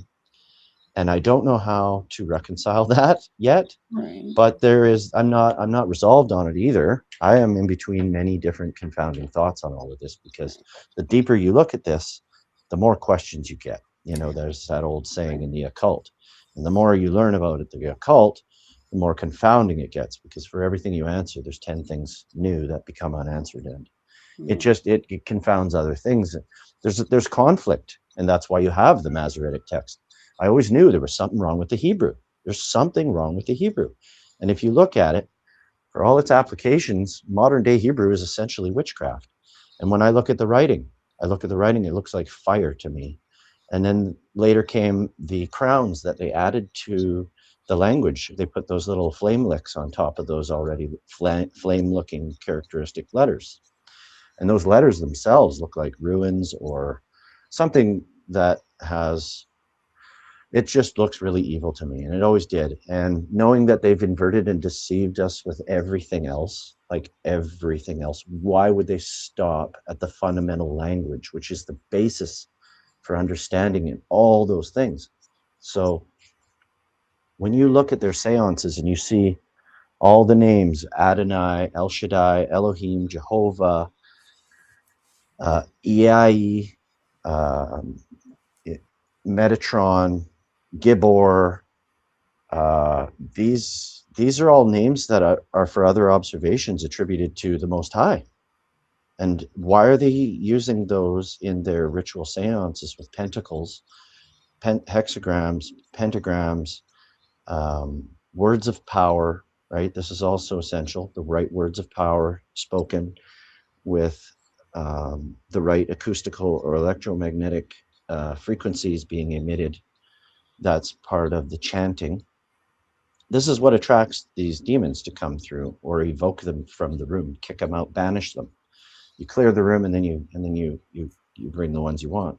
And if you look into these grimoires, it's some very, very serious stuff. It's technical. All our science comes from this. I think that they have to obey to these laws. And if you don't get the seance correct, if maybe nothing will happen, or you can be harmed, or they will just tell you lies. And if you look up the description on a lot of these kings or dukes of hell, some of them are seemingly pretty benign, and they'll show you where hidden treasure is.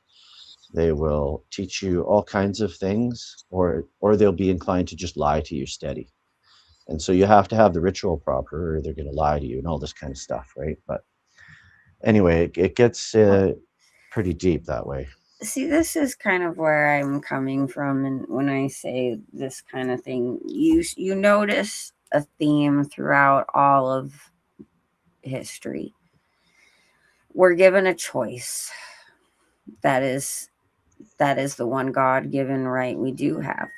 Free will, yeah. It's free will to choice. You cannot have the full ability of free choice if you don't have things to choose from. I've seen so many of these things that, the Most High has given these, people throughout history a chance to learn something.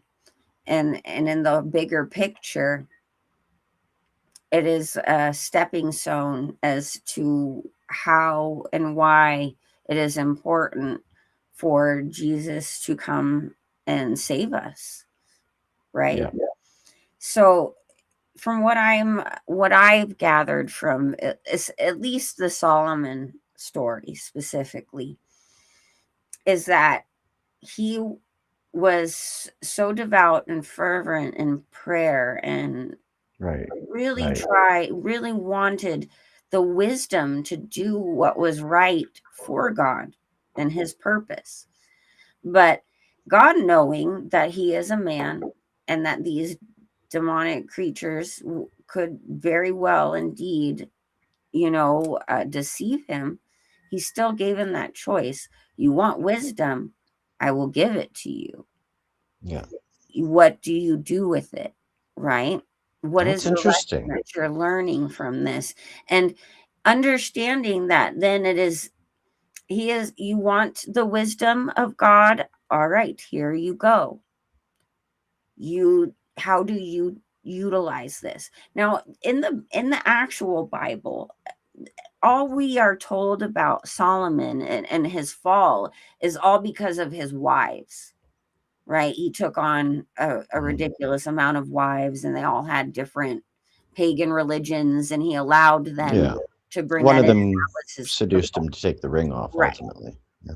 Right. Which I just want to say one thing. This is a very interesting line of thought, because this would go deep in deception, which would also be in line with par for the course. And it could be that God, as you say, also gave him not just the capacity for the wisdom, but he gave him that seal. So if that is the seal of God, but the confusing part is, if you look at all their teachings, they do use that seal, They use it, the hexagram, as Right. Metatron, which Right. is a name for many, many different gods, right?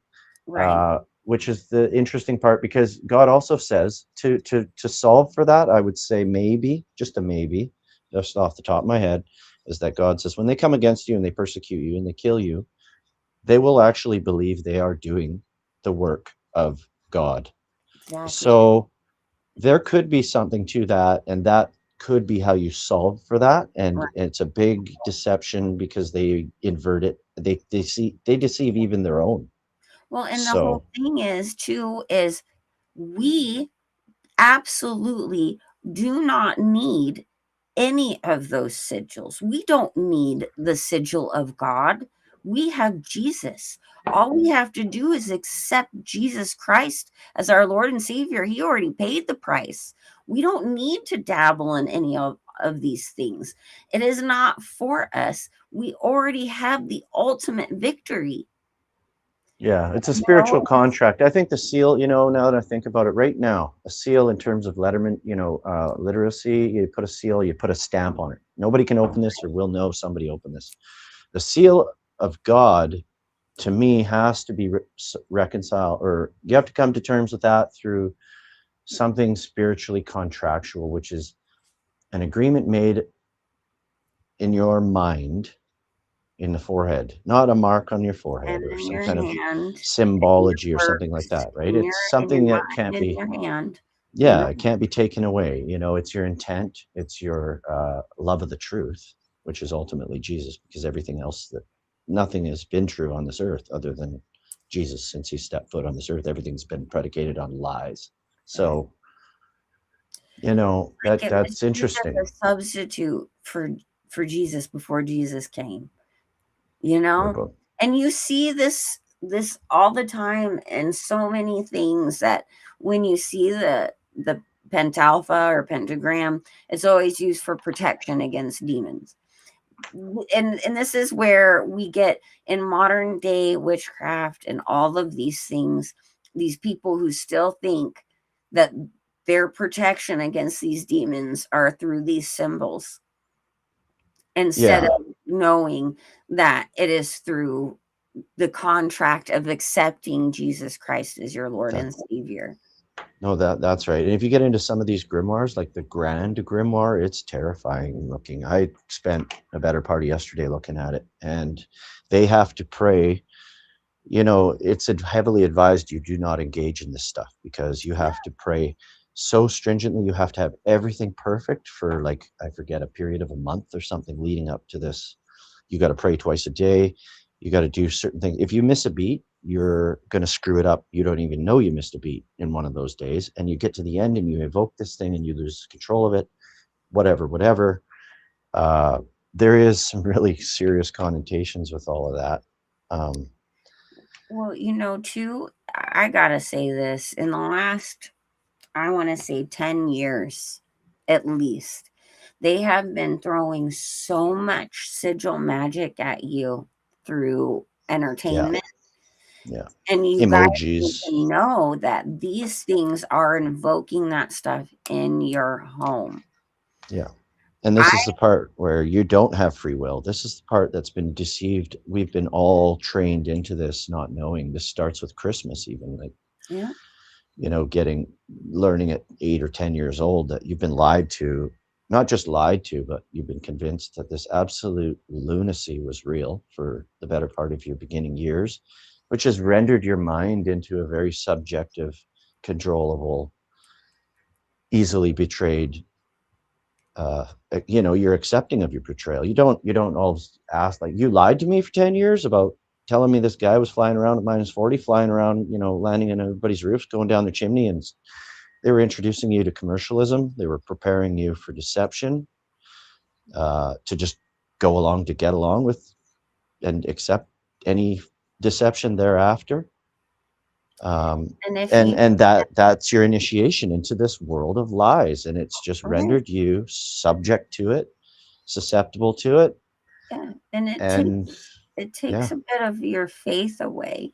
As a child, you're it told, prepares you for the heliocentric model, which right, comes in all the 7 sacred sciences of the Kabbalah, to teach you that you live in a scientific world and you're a fluke. You have no purpose. There's no reason to dig any deeper. Take this here, which we have for you, move along and pay your taxes, no matter how bad they get, no matter how much they don't make sense. It's just gotten so far gone now that we've allowed, they use our masses against us, the ones who cannot wake up because they're under the spell of enchantment. It's the only way to reconcile it is literal witchcraft. You know, those same people 10, 15 years ago, they had wisdom, but it's been trained out of them through witchcraft applications of abusive language and dualisms in the language. And nobody's teaching etymologies. You got to learn that for yourself. Once you do, as I say, and I've said now for at least 2 years, I said, you know what, in the end of all of this, you'd be able to look back as a fly on the wall and realize that all you needed to know was the etymologies of things, and they were telling you everything, and it was all laid out for you. And the more you learn this and apply it, you'll start to see all these clues where they tell on themselves. With this dualistic meaning, they contradict its original rudiment meaning. And if you go look back, it's like they're mocking you. They're not even bad actors. They literally want you to know it. But if you don't, I don't know what that says about you. The only thing I can say is you're under a spell of delusion, and it's through the TV, it's through these black mirror scrying devices, which again are built on sigil magic, the circuit, and the circuits are now being put in people. Circuits are based on sigil magic, not the other way around. This is ancient technology. This glass, the glass in and of itself could be linked to something sentient. It's obsidian to make the black scrying mirrors. That's the type of glass they use. And we'll look at every single smart device or flat screen you have. It's black glass with a circuit board in it, an electromagnetic bridge from the metaphysical, or from the meta space into the, metaphysical space. And this again is your language, your understanding of what is meta. Why did they use the word meta? What does it mean? The dead space, the spiritual space, the thought space, it's a deep, profound thing that tells you, should you have the eyes to see, should you want them? Because if you're not a lover of the truth, you're never going to know it. And if you reject it long enough, 2 Thessalonians 2:10, 11, and 12 speaks to 90% of the population who just wants to keep on. Even Toole sang about it. Fret for your latte in eulogy. That's speaking to the world. Fret for your haircut. Fret for your latte. Learn to swim. You don't, whatever you do, don't learn about your spiritual being and how to save yourself. And it's crazy. And they tell you in the movies, the music, in the news, everything. It's like, man, these guys don't even care to hide the tracks. It's like, no, they want you to see them if you have the capacity, because it's like some law they're not allowed to default on. And that's part of the occult, where they have to leave. They can't entirely erase what would give your free will capacity to operate under God's cosmic law. Because they are still under God's permission. That's right. That's it. And this again gets into deeper understandings of spiritual, contractual. Lucifer operates on a permit system. And if you are, I think this might get a little bit muddy. I do not believe in the 613 laws. Their own laws destroy anything lawful. Just what they can do with a 3-year-old less a day. What's lawful in that? And you're going to take my head? I don't think so. For saying a name out there that happens to be my belief, that's not lawful. Legalisms and lawfulisms are totally different things, right? And they pervert even lawfulness. But I do believe in the commandments, and I think that once you become aware of a certain level of this stuff, you become responsible, because you're not acting out of ignorance anymore. You're acting out of negligence. You're ignoring what you know, and that's the scary stuff. That's where the Christian has more to worry about than the person who's not yet a Christian. The one who sneaks in the door at the last minute and gets the same prize for the guy who's been preaching for 50 years. And that's where you're subject to it, because you're aware of it and you know it's wrong. And if you don't repent, you run the risk of being chastised. smacked in, God will chastise you in the flesh, I think, possibly, for sinning or living in sin, continual sin, and not caring to correct on it in any kind of a way. If you're making an effort, it's a real gray area for me. It's a tough one. I battle it constantly. But it's not to get mixed up with the law. It's just, it's not right to steal. It's not right to kill. It's not right to do those 10 things. And that's written on your heart. So to me, that says, no book. You don't need to worry about them burning all the books. You don't need to read it in a book. You don't need someone else to tell you. It's wrong, fundamentally speaking, for all kinds of just natural inclinations. So don't do it. Right. And if you're living in that, then Lucifer now has grounds through God to enact judgment upon you in the flesh, and you're going to have a hard time. You're going to have people that are acting out of character around you, that have demons working vicariously through them. The boss who you normally cut you slack, he's going to come down on you someday and be right out of character and fire you for doing something you got away with for 10 years. This is really deep and weird, I know, but that's the loose way of putting some kind of contractual permit system to Lucifer, because Lucifer does not act outside of God's accordance. We are in a time of judgment. Right. And everything happening is either to smack you back in line, or else, how it says in the Bible, he says, I showed you this and you still didn't repent. And then I came down and I damn near told you. I damn near revealed myself to you, and you still wouldn't repent. Exactly.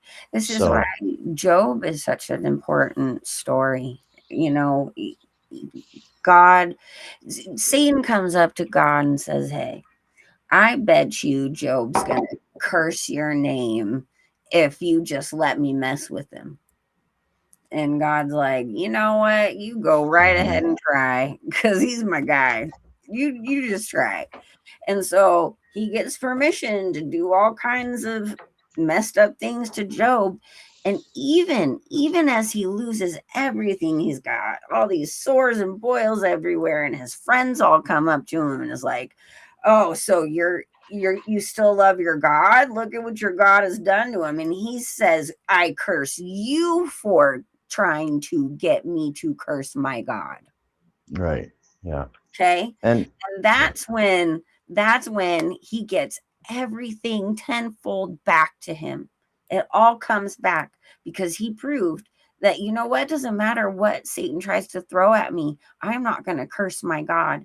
And you try and get me to stumble, I'm going to curse you, because Satan is working on your side, not mine. You know what I'm saying? So, but again, Satan got permission to do so.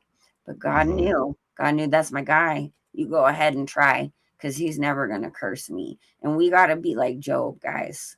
We got to be like Job. No matter what comes our way, your friends try and come up to you and be like, oh, look at what your God let happen to you. My God is way cooler than anything else, and he's got me. I may look a mess now, but what's coming to me is much better than any of this fleshly stuff anyway. So just remember Job. No, and then there was, I don't know if it was Joshua or Isaiah or something, but God said to Satan, what do you think of my right hand? What do you think of this guy here? And he's like, I don't know, was it in vain or something? Like, does he fear you for nothing? I can't remember what I kind of came into on all of that, but it's just another, I forget that scripture. I kind of thought I understood it, but I've since forgotten the message I thought I had in that one. But it's basically Satan taunting God, does he fear you for no reason? Right. But I can't remember if I'm looking at that right, or what my thoughts were. Yeah, it's like, oh, well, nothing bad's happening to him. He's a favorite. Is he still going to love you if, right. You let all these bad things happen to him, is basically what he says. But, God is like your dad, man. He's your dad. He is your father. You are going off being a fool, getting, partying with your friends till 2 a.m. He's gonna, he's gonna be mad. He's gonna love you. He's gonna smart you for making a stupid decision because he loves you. Yeah, no, that's right. He'll make the unwise wise and the wise unwise. And So you know, that's true. I remember my dad, I got thrown in jail for some stupid minor stuff. It wasn't anything. It was just young and out too late. One night when I ran away from home and my buddy showed up and my buddy had some marijuana on him. We all got thrown in a cell and parents got called. My dad came down and he looked in the cell, and my dad's always been a tough love kind of guy, right? mm, He took a look in the door and he said, "Keep him." And then he left. And I was just like, gotta learn you know, but I mean, it's not for everyone. I But, don't agree with everything my dad did, right. but that way, but But it was your yeah, decision. You made it. It's like you gotta learn. that's And right. if you don't learn, if I dust you off and make everything perfect for you every time Exactly. you fall, you're Mhm. never gonna learn not to fall. No, that's You right. know? That's So, inversely speaking, 100%. Yeah. Yeah. but you know what? That being said, guys, we've been on here for quite some time, and I know that we're gonna have Clayton on again because we got so much more to cover. He is just such a well of knowledge. And I'm sorry I didn't get a chance to, get into the comment section today. It was just kind of like a heavy topic, and we just had a lot of information we had to get out there. But we're going to have Clayton back on, and we're going to try and answer some more questions for you guys. We'll do like a Q&A portion next time. So if you have something specific you want to ask him, that would be awesome. And Mhm. we're gonna try and bring some receipts, like Ronaldo, the one of the guys that you get a lot of your research from, and certain others. Yeah, I want to have like a list of some of these people for so sure. people can peruse through. But we'll have that up sometime later this week because I don't know what's going on with the storm situation over there. So, but thank you so much for coming on today. And I Oh, hope you yeah. guys enjoyed all this awesome information we had for you today. And if you have any questions, feel free to message us in either the Roxy Files or Children of the Most High in the community section. And we'll try and get some answers out to you because I know this was kind of a lot. It was like a lot of info to take in. And, feel free to rewatch some of this stuff because it's a lot to take in, and you might have missed something that helped to kind of understand some stuff, if that makes sense. But I love you all. Thank you all for joining the Children of the Most High today in the Roxy Files, and we will be back on Tuesday for sure. I believe 4:30 my time. 4:30 my time, 7:30 Eastern Standard Time. I don't know what it is in the middle, but um, I don't know when you have time again, Clayton. But would next Sunday also work? Because we can do like a whole separate day just to do some of these talks with you. Yeah, maybe. Yeah, I might. I do have another in the evening. I think I have a commitment on Sunday, but during the day, I should be okay, I think. Well, we'll try and keep you guys updated, in the community posts when we're going to have him back on. But I would really like to have him on regularly if I could. See how I just threw you in there like that? That'd be great. Oh, it'd be great. All of this stuff. I mean, I'm like you guys, just looking at all this stuff, and I say to people, or I have said for a while, is look at the dynamic going on around the world. Yeah. Anybody in this room knows it more than most, and I would just say, like, to understand anything in any of this, you need to understand a little bit about all of it, which sucks because it's very broad and Right. it involves Hollywood, it involves this, that, and the other. All this stuff points to the same place, and Everything is connected. it helps you make connections automatically. When you're looking at this, after a point, it just starts snapping into place because you know this and you know that and you know this, you found that, and a certain word will pop up and you look at it entirely different. Every 3 months I'm looking at this stuff differently than I did Yeah. because of my fast tracking inundation of information and just new graduating into understandings of like etymologies and stuff. And like, it was always there in your face, but until you actually stop and like, wait a minute, it's just gonna pass you by every time. And then all of a sudden you notice it and it changes everything, puts it in a whole new light. So I'm gonna share this. This is Clayton's YouTube channel. Is there any other social media avenues that anybody else can look you up?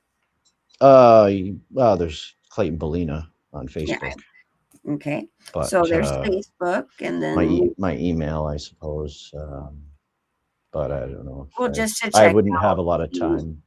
Just to check out whatever stuff you have already. And mostly YouTube. Mostly YouTube. Okay, so I've got his YouTube channel up here. But all that's gonna be is playlists, of various kinds that I'm slowly working on to make public. There's some good stuff in there, and it's of course a lot of good stuff that I like made by others.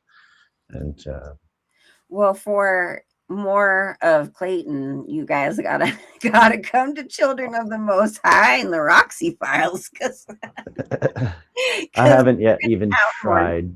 Yeah. So, well, I absolutely appreciate you so much, Clayton. Thank you so much for giving your time, because I know time is so precious these days.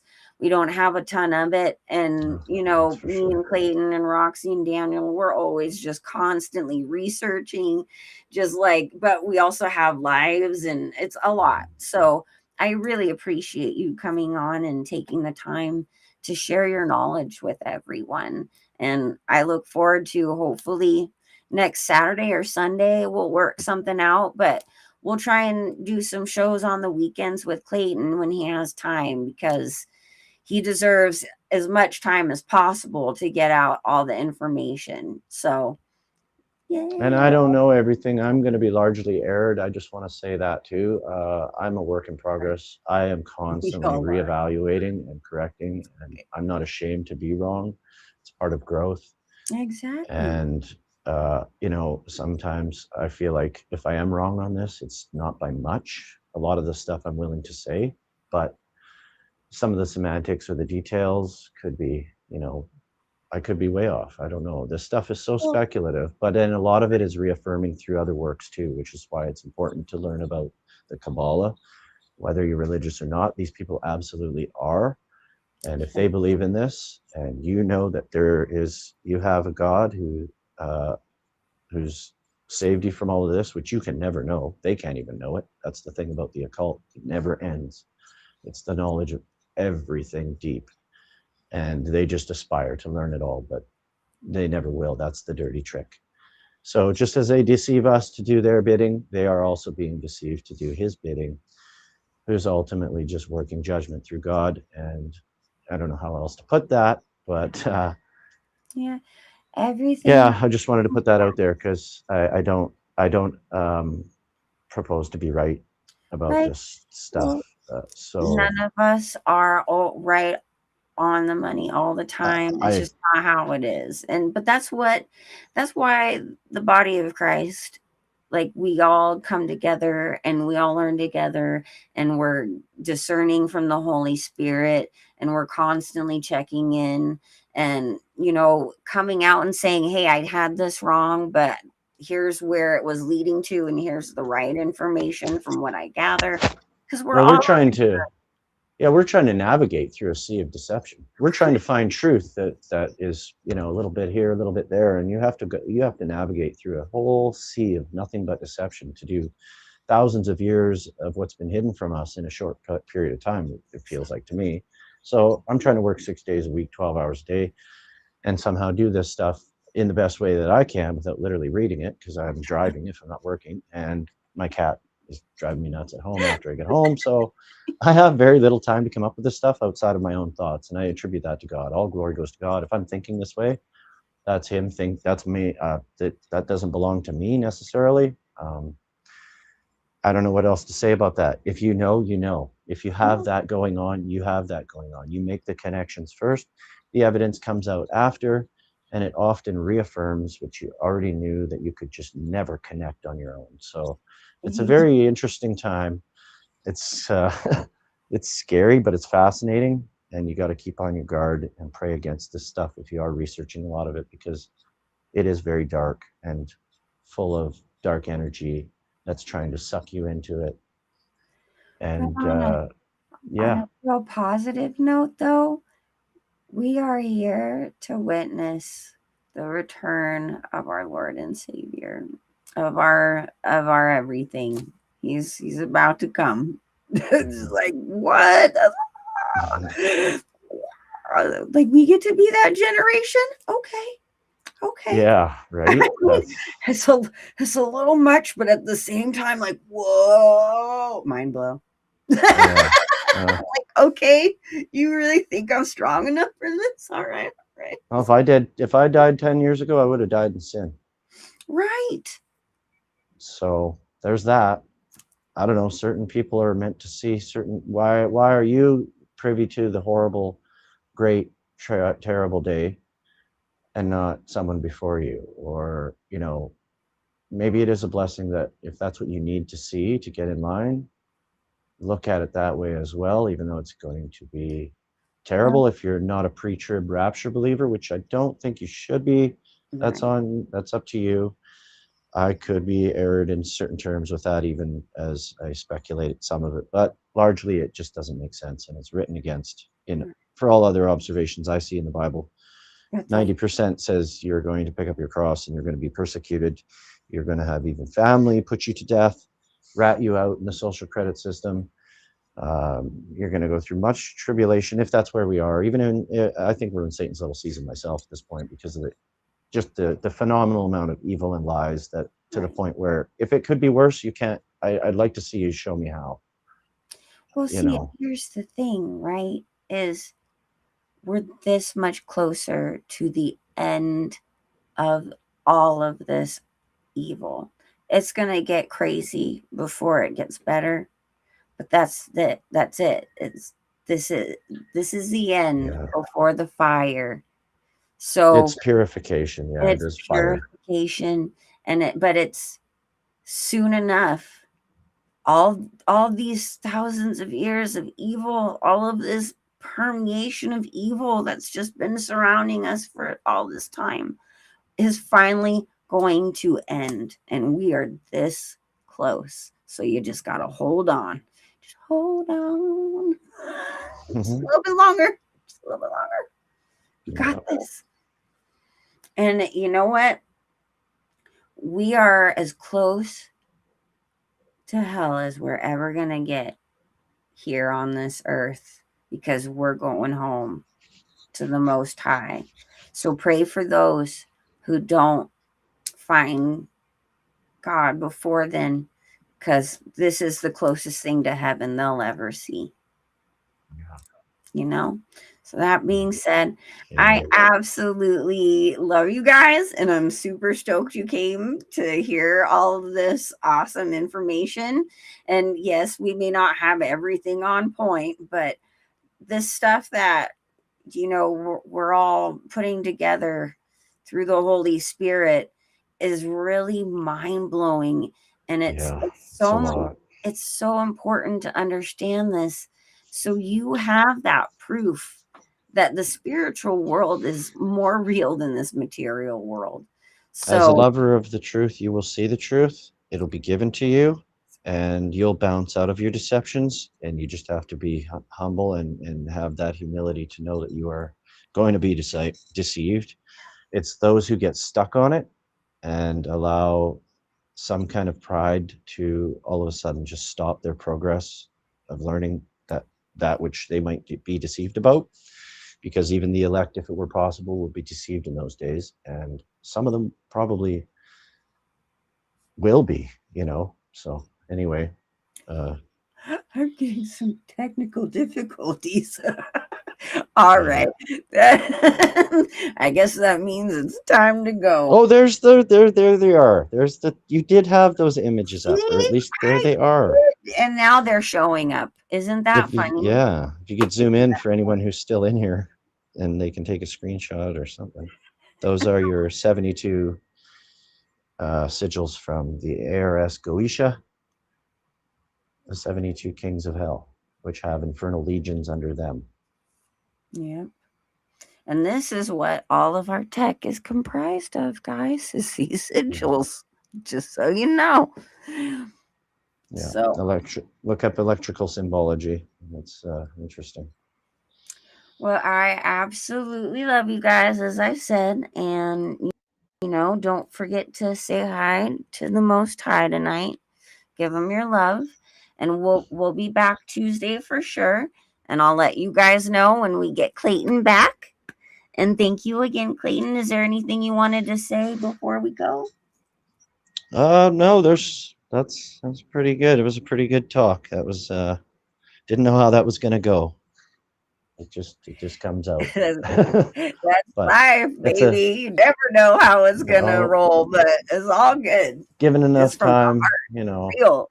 Yeah, it all comes out. It's always a little bit different. But I mean, that's just scratching the surface. Honestly, that's a lot of deep conjecture and postulations and factual stuff. I believe, at least, but I won't say that it is real because I know some of it could be flawed or erred a bit. So anyway, thanks everybody. And thank you, Shannon and Roxy, for having me on again. It was awesome. I just want to say one more time, I love you, Roxy. You're my Yes. girl. So Yes. say your prayers that her storm does not knock out all of her her research, because that would not be okay. But yeah, love you guys. I'll see you later.